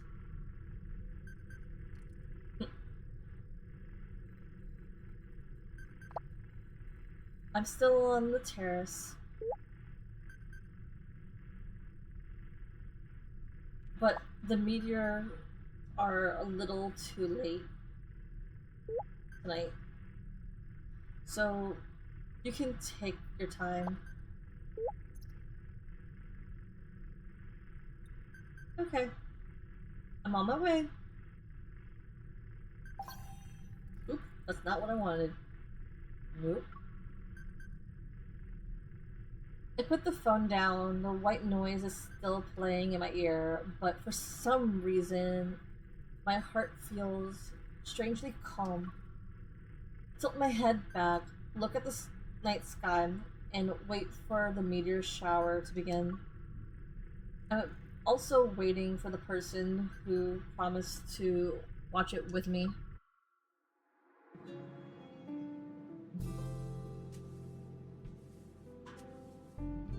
Oh, shit. What are you listening to? Okay, give me a second. I forgot to change MC, which I can change her. My bad. I should have changed her before we even started playing. But since we are close to the Kindle scene, we're good.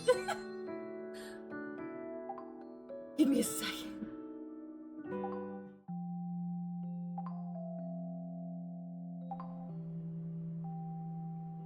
I feel dumb. That was supposed to be this. And Zenny, if you're still here, I will show you how to change MC's hair.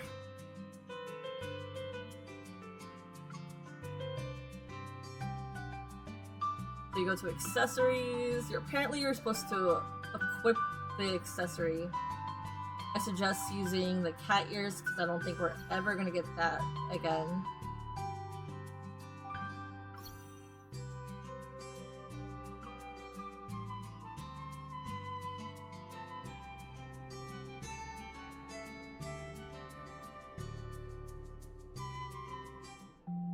And just to double check, she actually got her hair changed. Let me go into here. Yes, it worked. I hate this bug, but it works.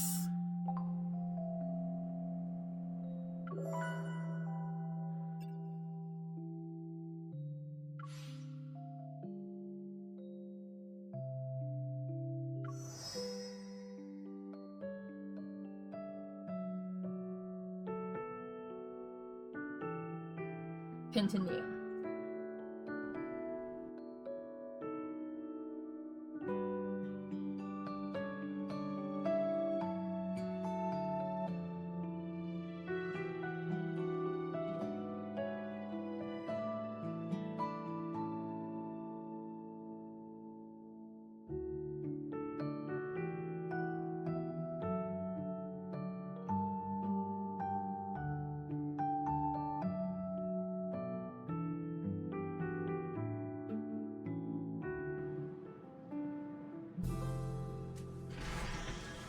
What are you listening to?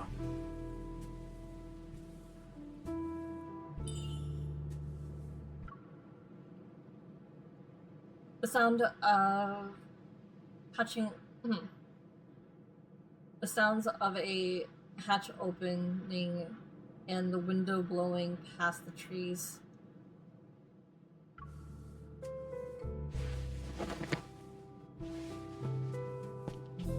That was the very first time I heard Earth sounds.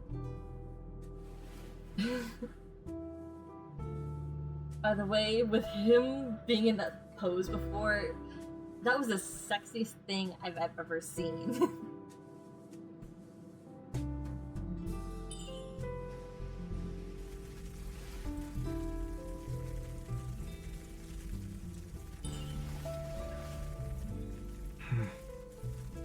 It's probably just a break.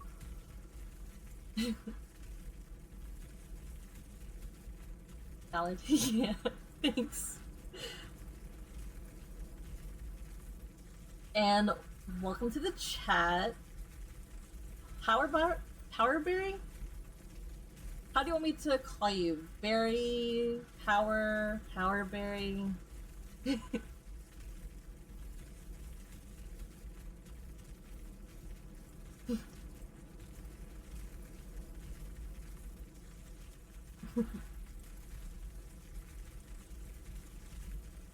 That's cool. Well, welcome to the chat. We're almost done with Xavier's birthday. We'll be celebrating it with singing and celebration. And this is the meteor shower. From another exploding ship.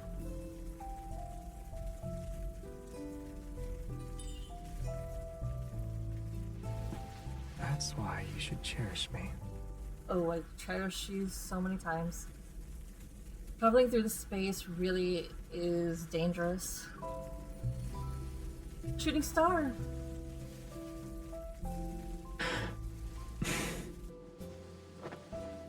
Let's move.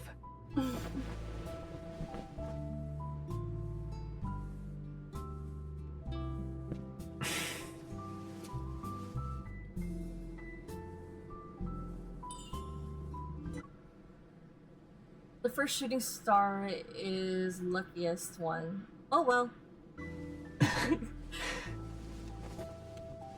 I wish he would carry me like that. I'll bribe the cosmos.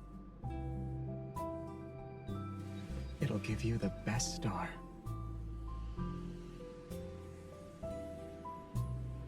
He planned this. Quick, make a wish. I wish.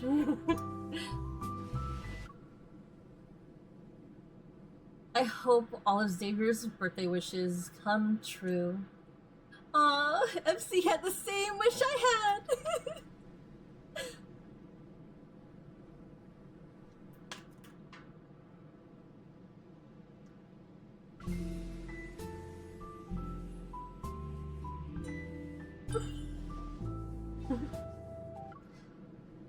Xavier, you're not focusing on making a wish. It already heard my wishes. That happened a long time ago. I don't need to make more. I'll thank them.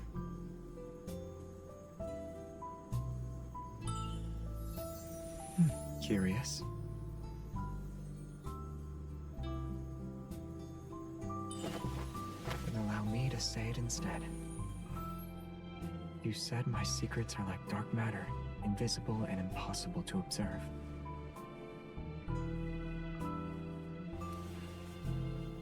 But those invisible parts,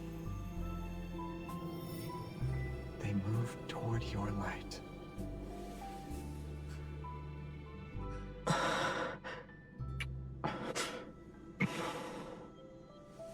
An older wish of mine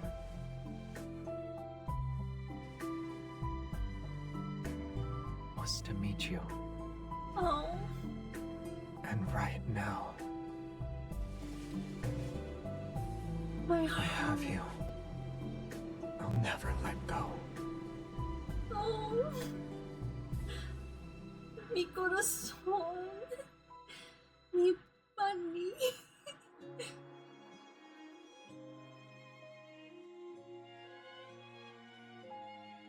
Do these stars really see you as an old friend? Do they celebrate your birthday this birthday year after your year? Maybe they've decided to make the show a little more spectacular because they know someone's watching with me now. Okay, let me read the chat because I was so focused on Xavier that I didn't read the chat. Okay, Princess Carrie.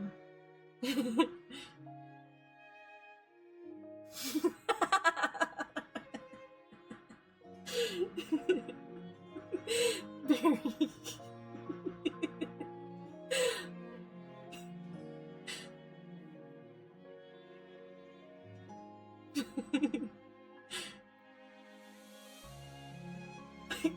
So true. Make the paint. Make that money.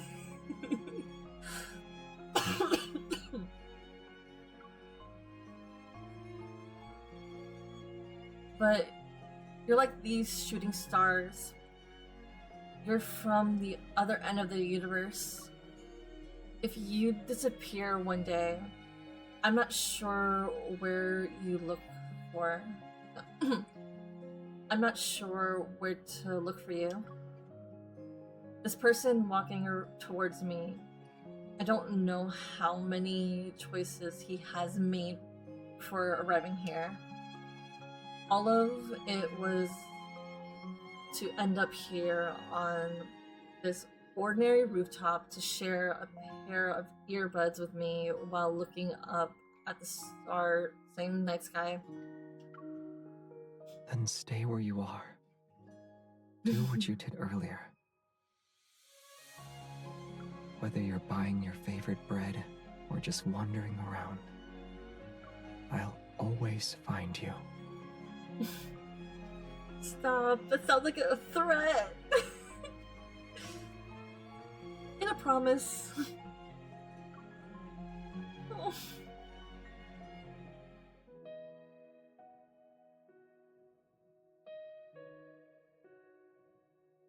When we land on Xavier's balcony, I see the decoration I suddenly remembered to plan. I forgot. What's this? Oof. A surprise that got spoiled. Before I can cover his eyes, the figure of one man and one bird. They're in the middle of a passionate speech. Repeat after me. Xavier is magnificent. Is it Starry or Baby? Why is he here? Oh. No, it's not our baby Starry. Xavier glances at Puffball, who looks plumper than ever, on Jeremiah's shoulder. Why is he here too? Wait, weren't we supposed to bring him back at midnight? When did the plan change? It's not that it changed, the world did, but I can't explain it right now. So, should I walk out the front door and come back in again? Jeremiah and I exchange a glance. Then we look at Xavier. After we take a deep breath, Jeremiah and I quickly flank him and drag him onto the somewhat decorated balcony. Where are the balloons? Why are they inflated? Forget those. I'll get the cake. Oh no, I forgot to play the Lumiere movie Easter egg compilation. We were supposed to watch him react. Ugh, I was waiting for that. Whatever, let's do it together. Xavier lets himself be pushed onto the little stage and stand calmly in the middle of the noise. The light turns on at the same time.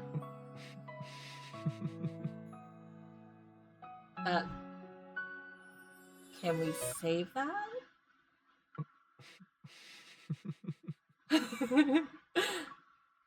Yes.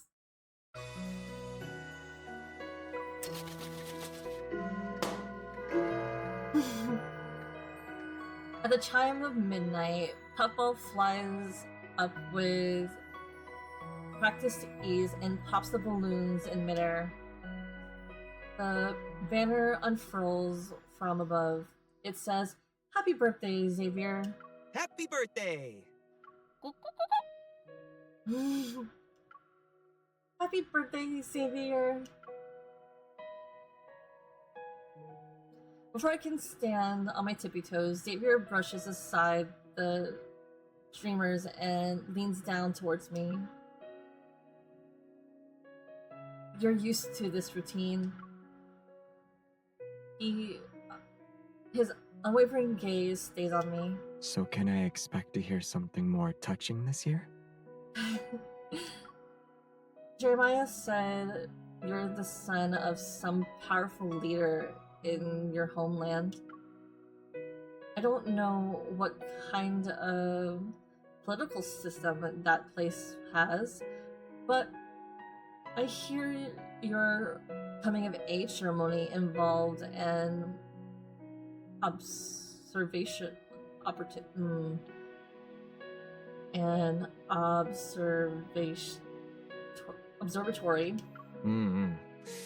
Well, that's not just a birthday. It's more like a birth anniversary. You're better off hearing those stories from me. Directly. Oof. Woof. I'll get going now. I've seen the joy that comes with a birthday. Just like last year. Enjoy the rest of the night, you two.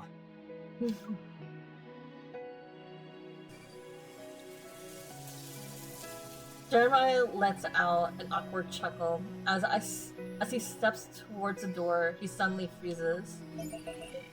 Behind him, a small drone from who knows where hovers. It starts staring directly at him. Is this a new filming drone model? Oh no. Did you set this up as a surprise for Xavier and not tell me? Oh no.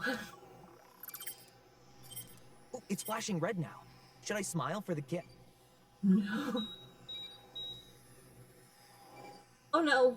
Get down. Oh no.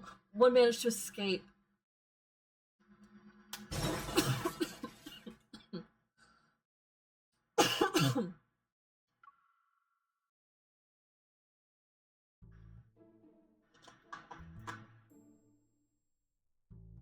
The smoke finally clears. The carefully planned birthday party ends unexpectedly in unexpected chaos. We first see off Jeremiah, who's battered,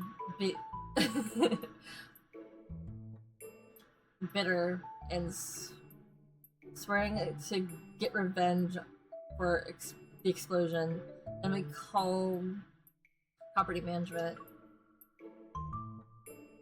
With nowhere else to go tonight, Xavier ends up crashing at my place.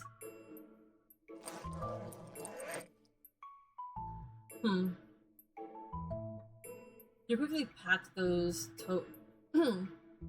toiletries. My wish came true a little faster than I expected. It caught me off guard. Oh. Surprisingly, I find the comic books that are mysteriously untouched in the not-so-damaged living room. Even though everything today was a total mess, and my place still looks a little like a disaster. Happy birthday, Xavier.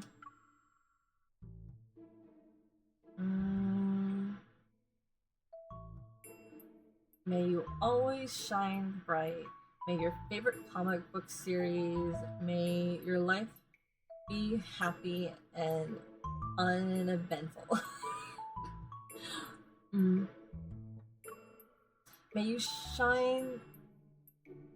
May you always shine bright, and may your heart always be calm like tonight's starry sky. Thank you. But shining 24/7 doesn't sound very eco-friendly.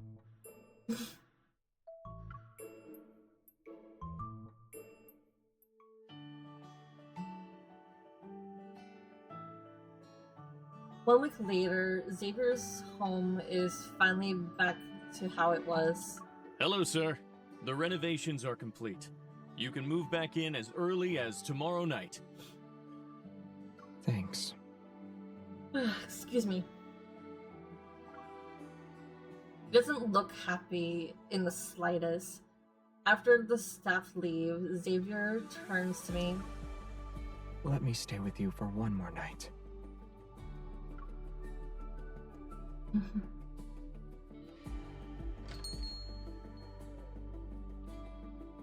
A special day, and the surprise seems to end at the same time.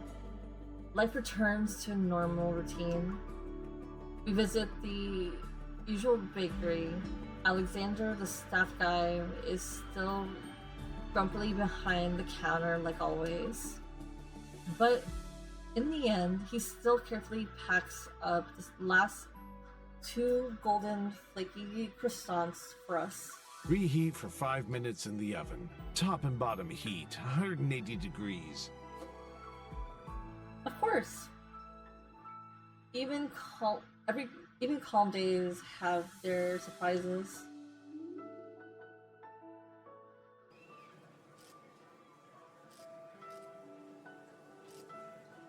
So the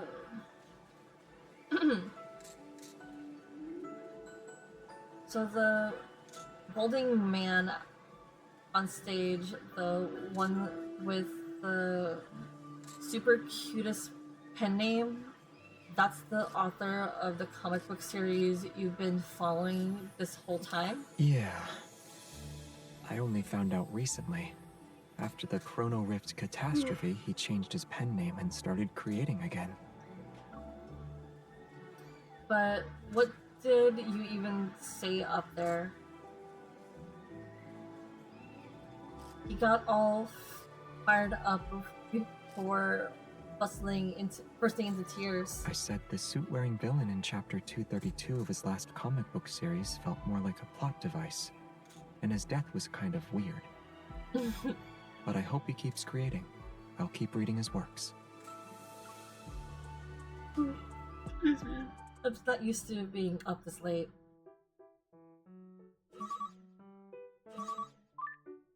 Just as we step out the venue, Xavier's phone starts ringing. Hello? Tremble before me, Xavier. I sacrificed a week's worth of sleep to rewrite the tracking drone programs. The rest of those little drones, once they return to base, they'll self-destruct immediately. Oh no. Also, that enemy who came after you on your birthday, it turns out they're an active group of assassins on the dark web. They have nothing to do with your old grudges. In other words, you're safe now. Thanks. Since you're here, peace on Earth is possible. Happy birthday, old friend. Maybe you can use your birthday wish for your personal safety next time? Also, why does the IP address for the bounty lead back to you?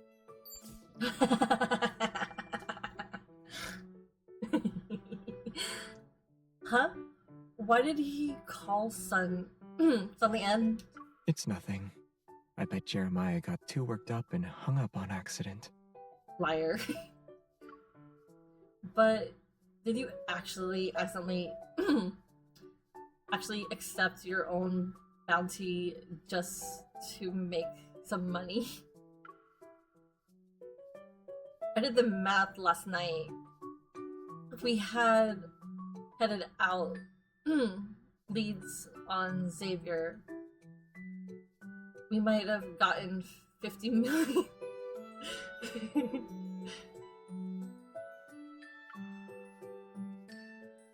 Is that supposed to be Jeremiah? Oh.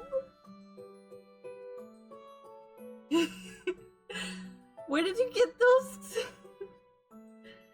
Barry, where did you get those emotes? Those are cute. He puts his phone back into his pocket, taking my hand and letting his pinky gently brush against my palm. If 50 million was right in front of you, would you take it? Or would you choose me?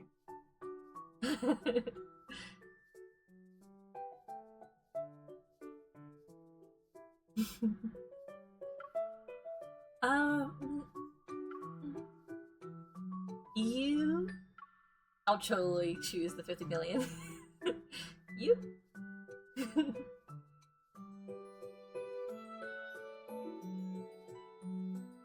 Really? I pick you over 50 million, but you're not even the little touched. It's not that. This is the first time I've gotten a confession. I wasn't prepared. He stares it. He states it in a matter-of-fact tone. I start wondering if I said something entirely different just now. What kind of confession is that? Someone chose me over 50 million. Isn't that the most romantic confession in the world?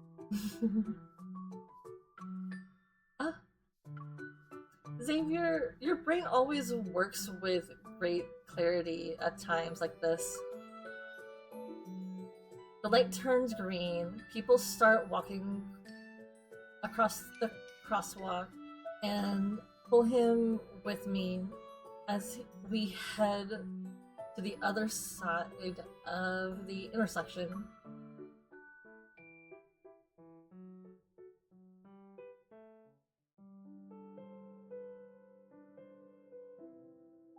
As night falls, we find ourselves at the Lincoln Convention Center again. They were attending an event hosted by the mysterious organization. It's the 100-year anniversary of the World Minor Celestial Object Committee.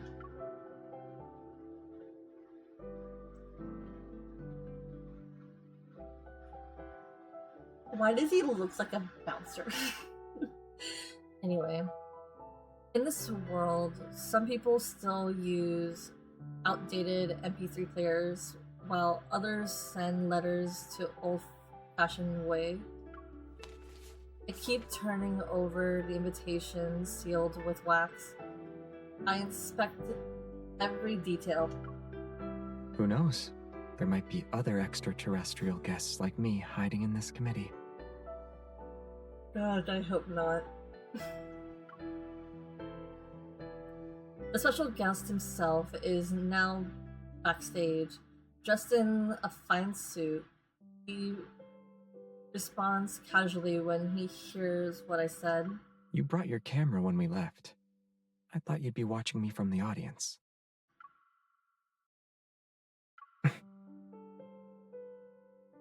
If it weren't for everything that happened recently, I wouldn't have forgotten to receive a reserve a seat. My bad.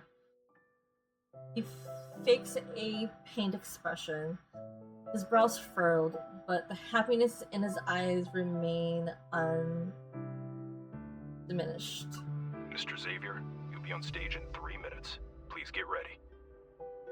No.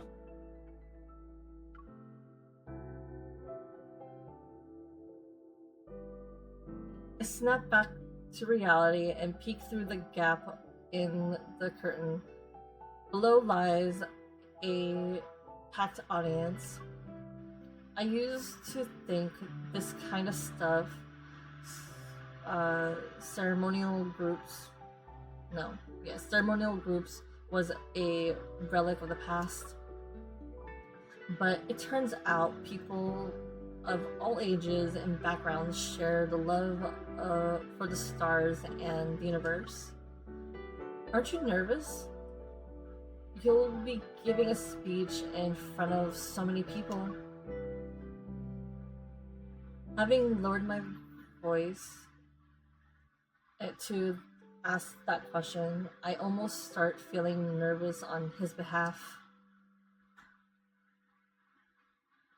Xavier looks at me, then he crouches in front of me and copies my pose. His arms rest on his knees. I'm nervous. But when he says it, his eyes are clearly full of mirth. He's not teasing at all. Liar.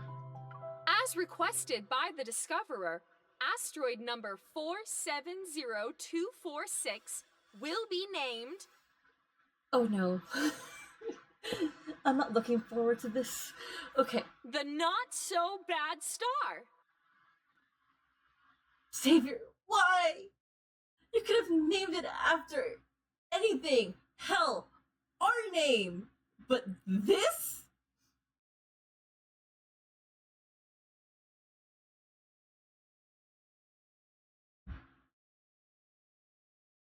Oh. What just happened? Oh, the moderator. Shoot.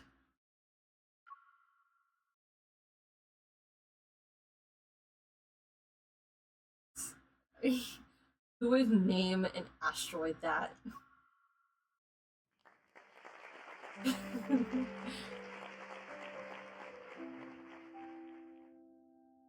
I know, I'm sorry.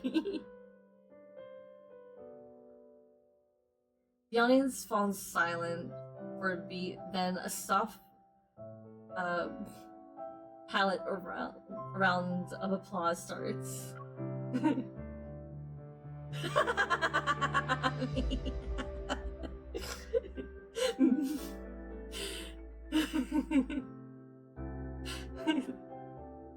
Me too.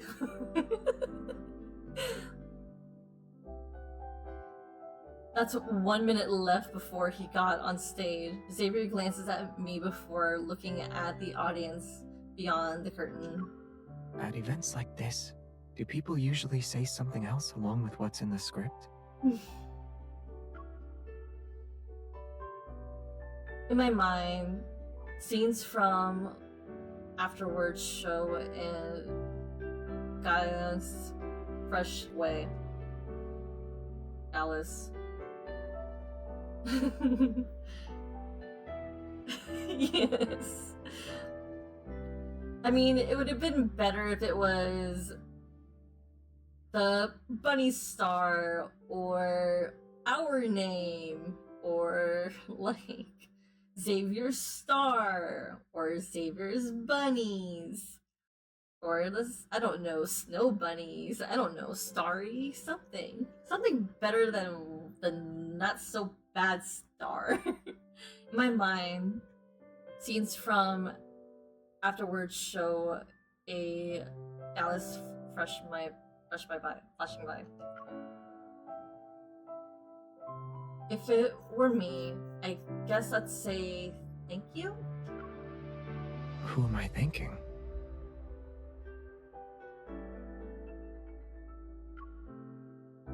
He looks at me. He genuinely puzzled this time. For some reason, everything about this birthday starts replaying in my mind or head. For example, I wanted to thank the bakery guy for grumbling all the time but still bake perfect bread. I also want to thank the comic book artist who kept drawing even when sales were awful and people mocked him. And I thank everyone who brought you onto this path that led to me. I thank everyone who made Xavier who he is. I look up at him. He seems to be slightly stunned.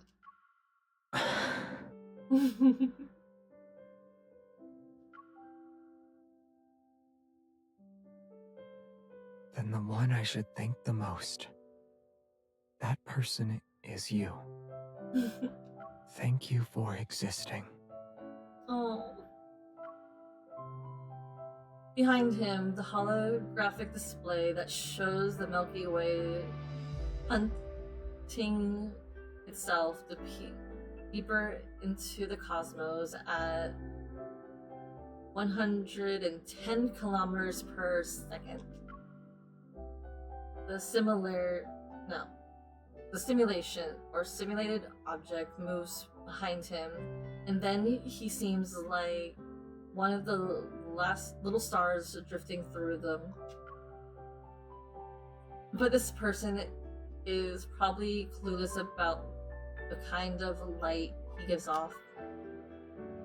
If a person is the sum of all their experiences, then everything they see from their observable and potential observable universe. He's shaped by countless experiences, might still have vast invisible parts like a dark matter.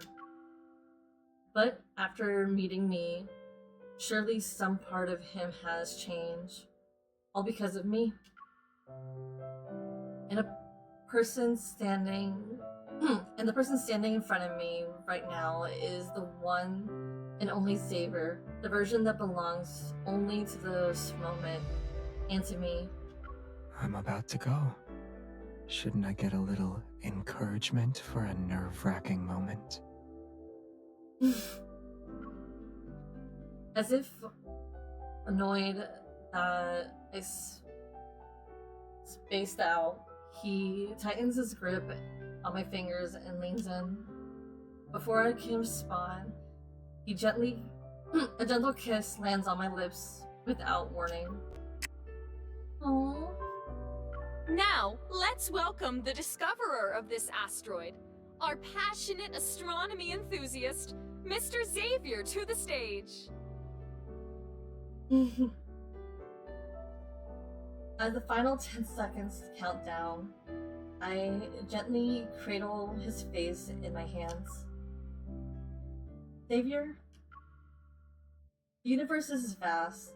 If we're ever separated again, regardless of what happens or what you experience, please find me again. Meet me once more. Aww.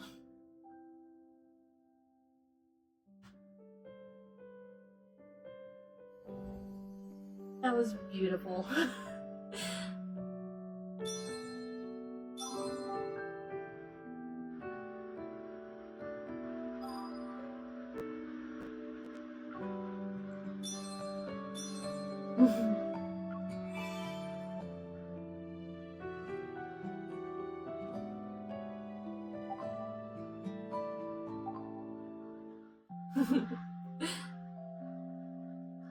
Okay, so we got, let's say, 10 minutes till the birthday call, and it's officially Xavier's birthday. I mean, again, like I've said before, it's been Xavier's birthday over here where I am for the last 2 hours and 45 minutes.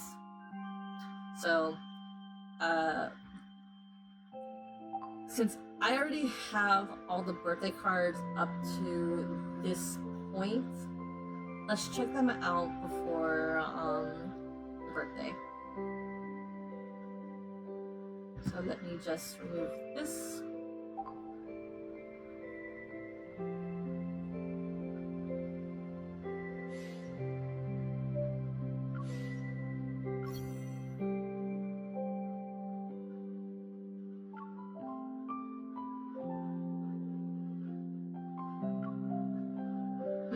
Some love for longevity before fading to dust. Some Okay, love we're back to this.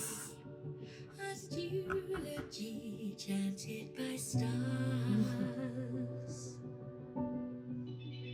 into that serenity. Their lost time forever buried. She rambled 1,000 times, a million miles. Here you are. Want to sit with me for a while? I wonder what you're going to do this time. I don't know, but let's change your outfit.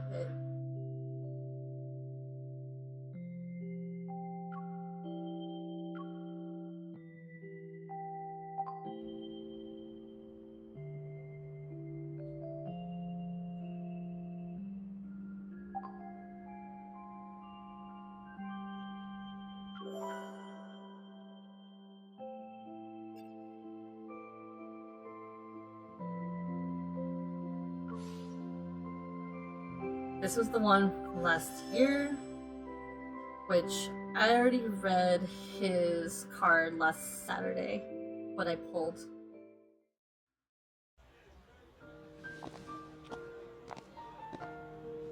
Do you want to join them?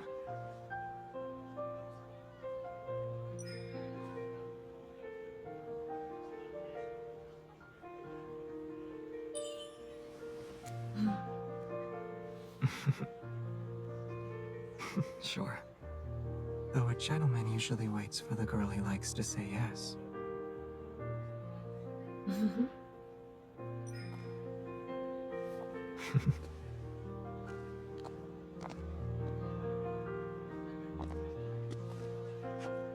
I always managed to find a way to leave birthday parties. But now I think they're actually kind of fun. Well, trying new things without you wouldn't be as fun. He's actually quite huge, You dance well.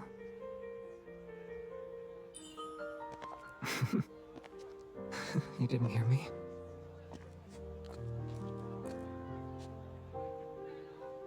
Ooh, he looks so much bigger Is than that life. so? Then...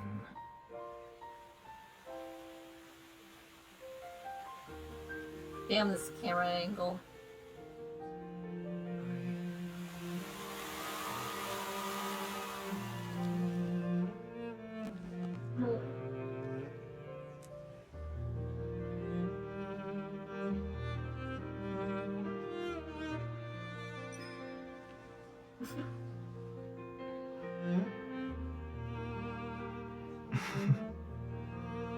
Of course. But...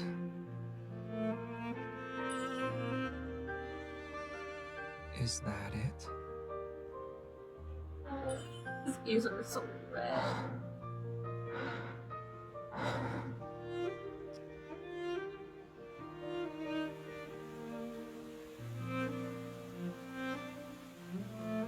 After this, let's spend every year together.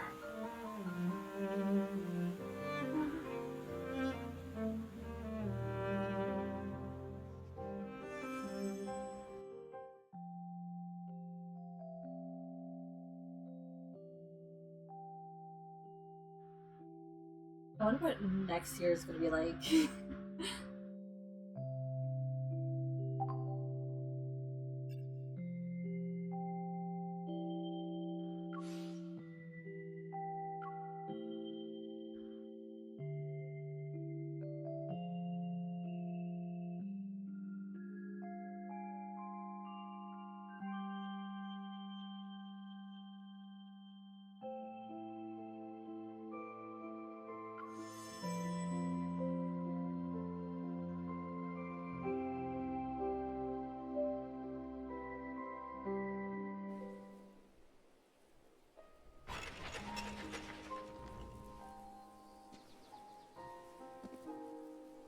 Good morning. I happened to wake up early and found a birthday voucher beside my pillow. It said that someone who's celebrating his birthday could claim a gift here. I'd like to see what the stall owner prepared. Oh.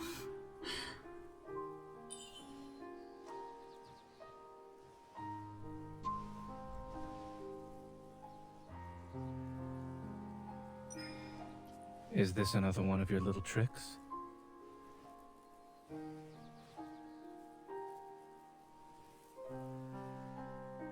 Your hand behind your back. Is it holding another important blessing?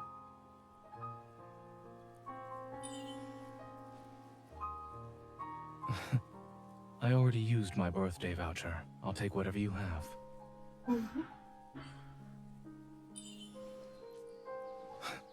What an important blessing.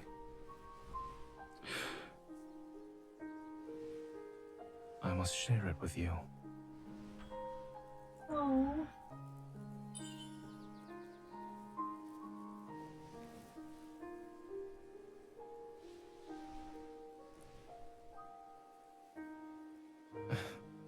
Considering the stall owner's exceptional baking skills, is one enough?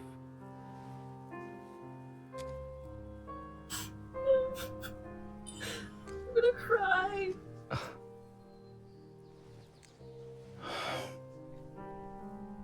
I like it as it is. Thank you. Oh, Zane. The falling osmanthus flowers are beautiful. Thank you for bringing me out here to relax.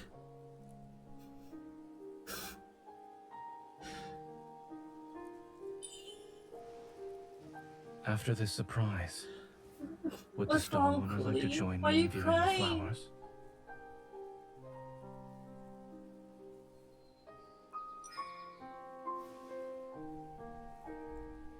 Which is?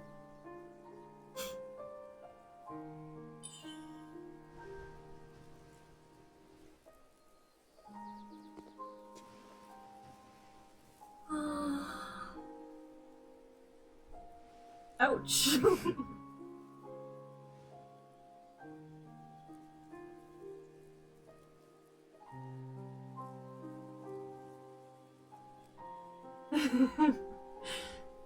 I know. It is. It's so romantic. Yes, take notes.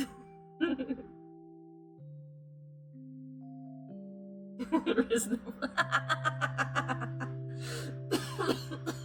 Okay, so we got 4 minutes. I don't think we have enough time to watch one more Kindle. So we better go back to the original account.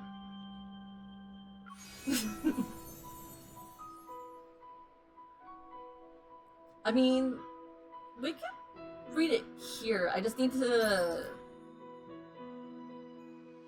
speedrun it in 3 minutes. Auto and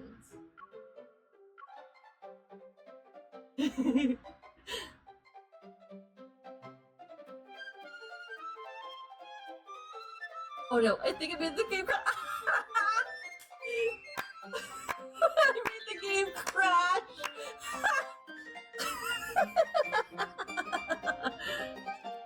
That's too funny.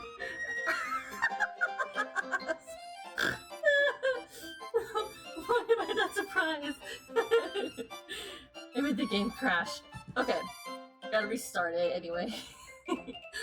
Restart. That was funny. I made the game crash. Excuse me.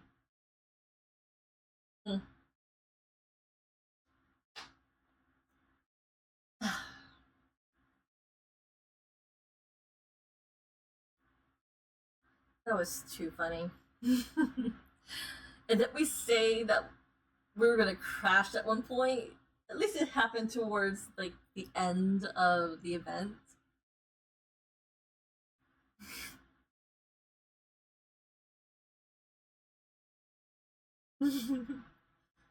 Yeah.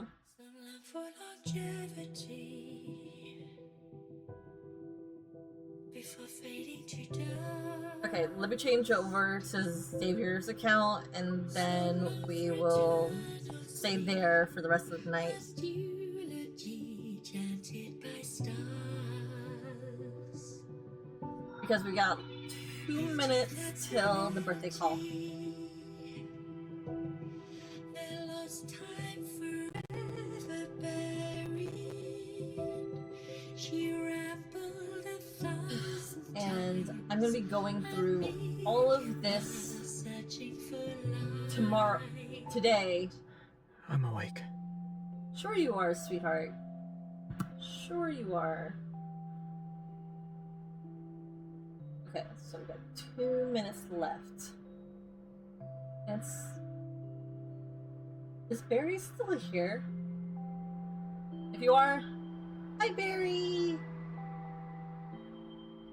I hope you enjoyed the stream.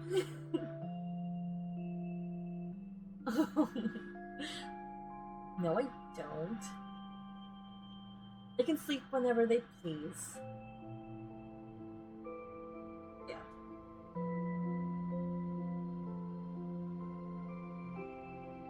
Okay, we got... Oop, counting down, it's going to be 30, 29, 28, 27, 26, 25, oh, shoot, 20, 21, 19, 18, 17, 16, 15, 14, 13, 12, 11, 10, 9, 8, 7, 6, 5, 4, 3, 2, 1. It's his birthday officially! Woo! Happy birthday, my Bun Bun!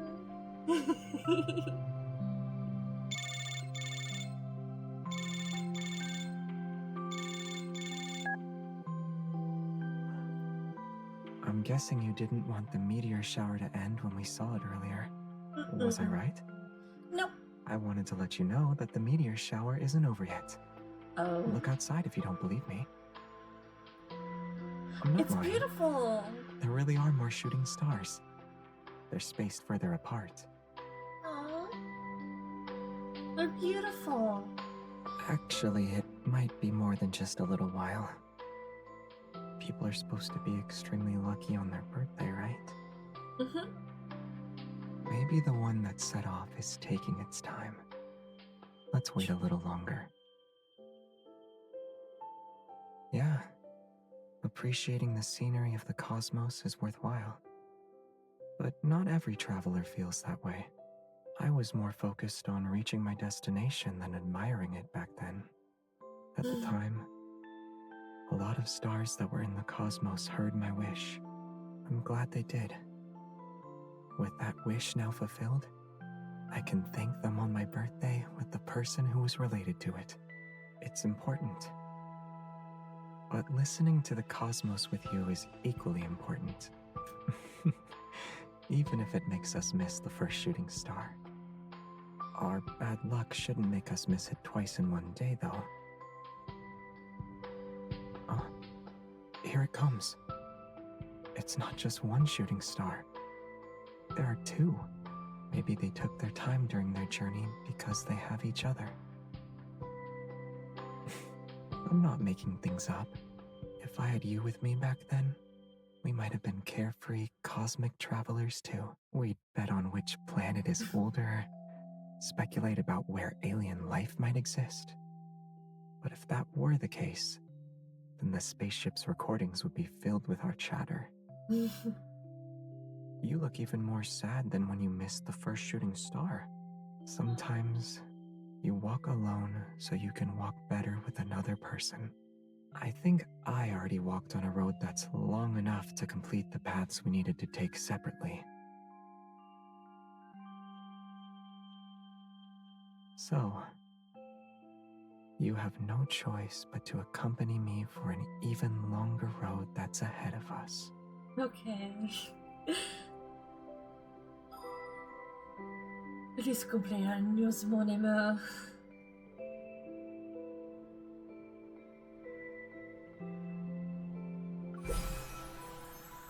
Yay!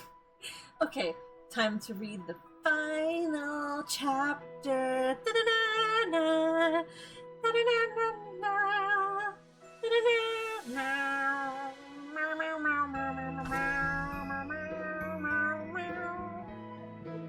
Anyway, so happy birthday, Bun Bun. Love your little star. Okay, we're keeping it like that.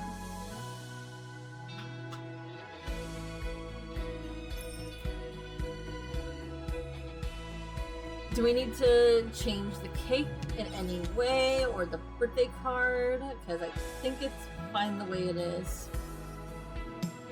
The final brain cell. Okay, my brain is already starting to implode on itself.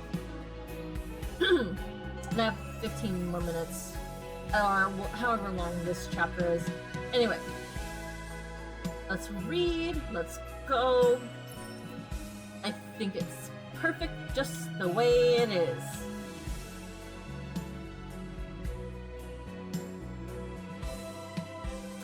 Correction, let me double check. I have a photo. I don't know if I took a photo or not. Yes, I did. I did take a photo. I'm good. I'm safe. I am safe. I took a photo of the cake before I did all this.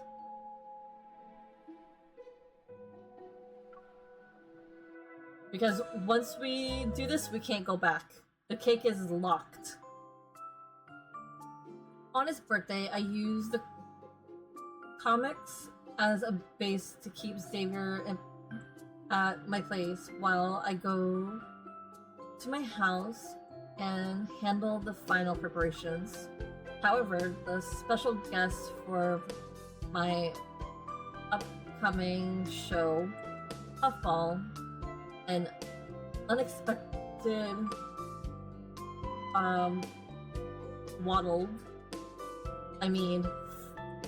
flew away. The bird's food on the balcony is untouched, but the Puffball have a change of heart. Did Puffball have a change of heart? Even this can't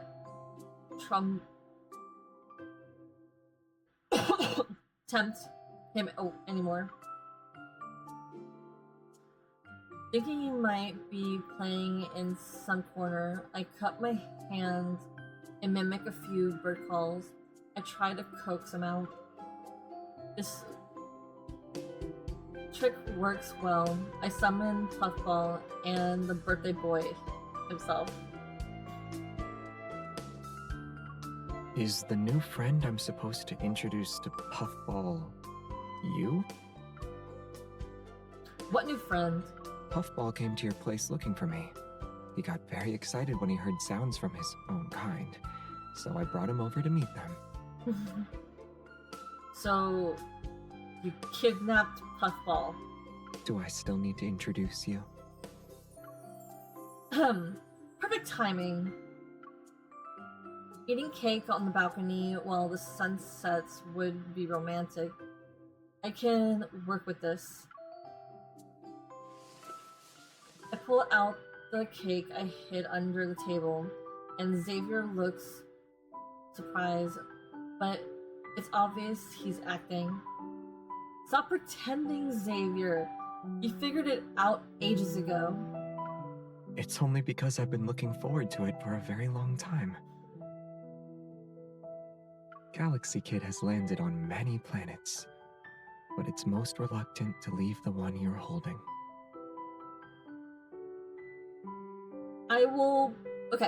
I promise I will record all the responses he has to all the toppings, because with every topping the cake, it's different. I will record it tomorrow, actually, because I have some free time after work, and I will post it onto the birthday thing on Discord. So until then, I'll show you. Happy birthday, Xavier! Let me tell you a secret. You're not the only one who's been looking forward to this for the very long time. I was too. Sing him happy birthday. Alright. Get ready for my singing voice. Happy birthday to you. Happy birthday to you. Happy birthday, my dear Xavier. Happy birthday to you.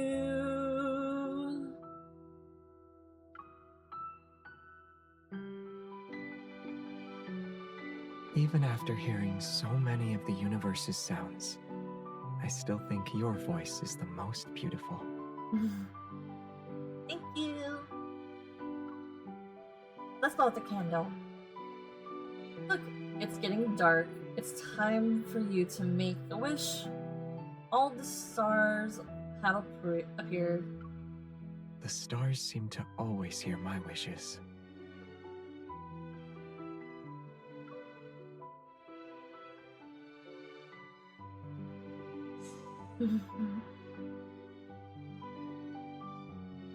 All of them know your wish except for me. You'll know when the time comes. I wonder what it'll be. As if suddenly remembering something, I reach into the cake box and pull out a card. Since we decided to have cake at the last minute, I forgot to have you look at this before you blowing out the candles. You can't see it since it's dark. Let's wait until we turn on the lights back on.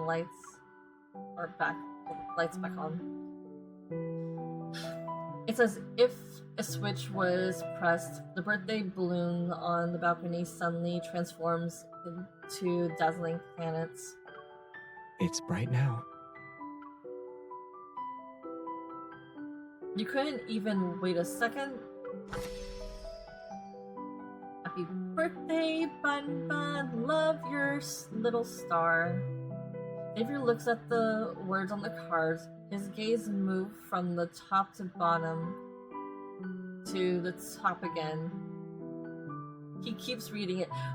Okay, this is not a paragraph. I wasn't even able to write a paragraph. I was limited to the characters. I was limited. When I collect 100 of your cards, will I be able to redeem the ultimate prize? Oh. 1 card per year means it'll take 100 years to collect them all. You make it sound like you're collecting 10 stamps on a drink punch card. It's settled then. You need to prepare the ultimate prize in advance. I'll do my best to live another 100 years, but let's not think about that now. There's a prize right in front of us. I slide over the gift, buried the Hunters Association logo. I signed for this package on your behalf when you weren't here. It looks like it was sent by the Association. Confused, he opens the gift and a scene that's worthy of being recorded in history unfolds. Happy birthday to you! Happy birthday to you! Oh, that's cute. Happy birthday, Nemesis Xavier!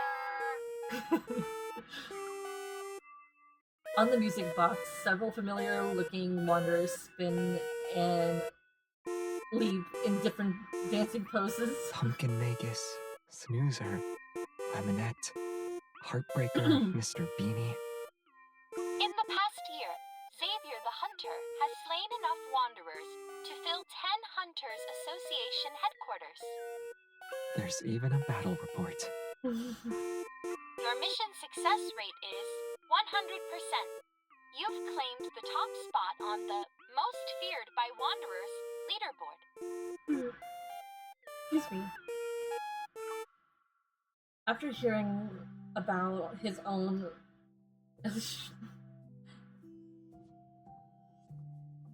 illustrious achievements, Xavier's expression could barely be called calm. I'm curious. Does the association give all hunters this kind of birthday gift?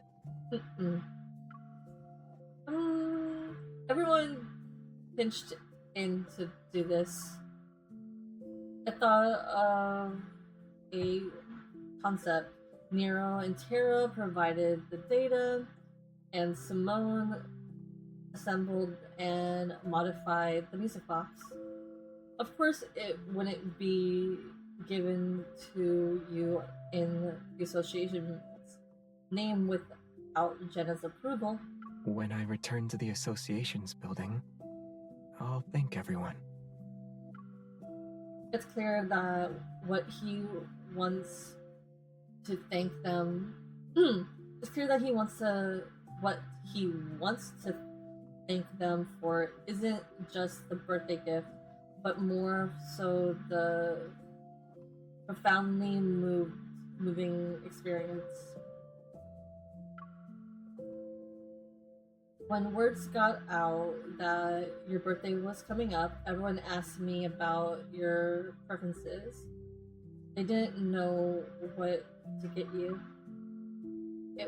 It's your fault for being so mysterious and never letting anyone see what you like. At least they know to find the person who understands me the best. Xavier smiles as he adjusts the telescope on the balcony. He points it towards the star-filled sky. I soon find myself pouring out my thoughts. Maybe it's because he has his back to me. I don't even know if I can be considered the person who understands you the best. I thought that after being together for so long, I could slowly understand your world. But even when I use all my imagination, I still can't fill in every blank.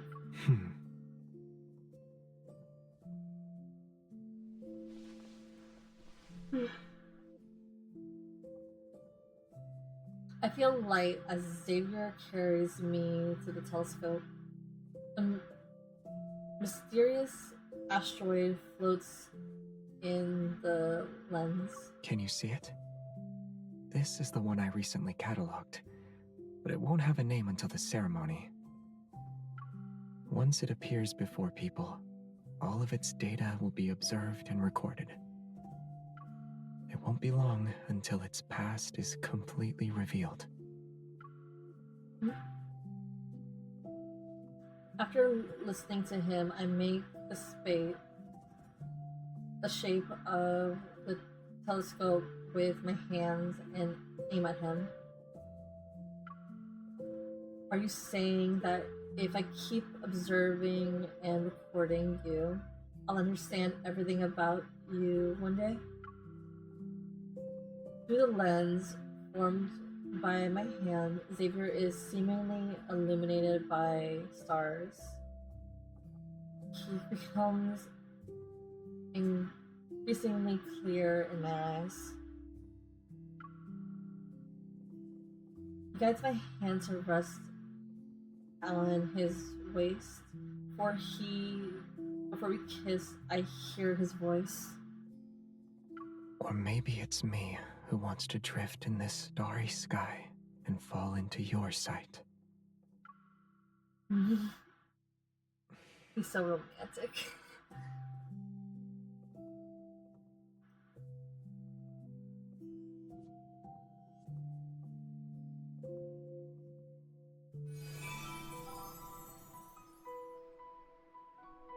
Theme. Alright, so I have to go to bed because it's already late as it is. Happy birthday, Xavier. It was fun celebrating your birthday with you. I hope to celebrate your birthday next year.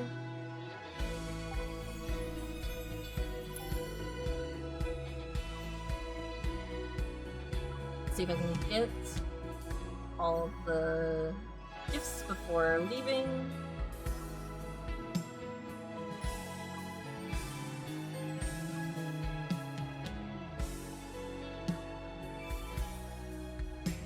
Okay, yeah, I can get everything. Cool beans. Okay, so.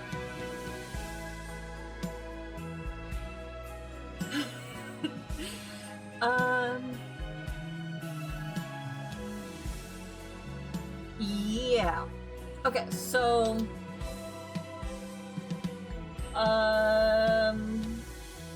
since we did technically read we technically already read his birthday card last week, But yeah, I gotta go to bed. Good night.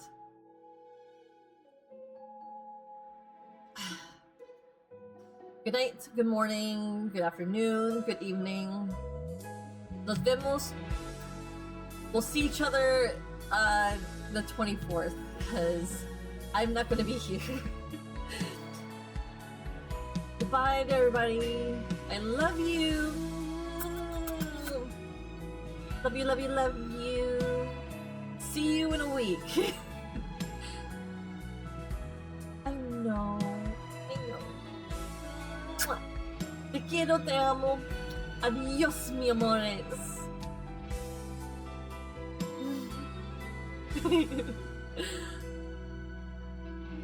And like before, remember, the Discord is always open, so if you want to chat, there you go. Bye bye.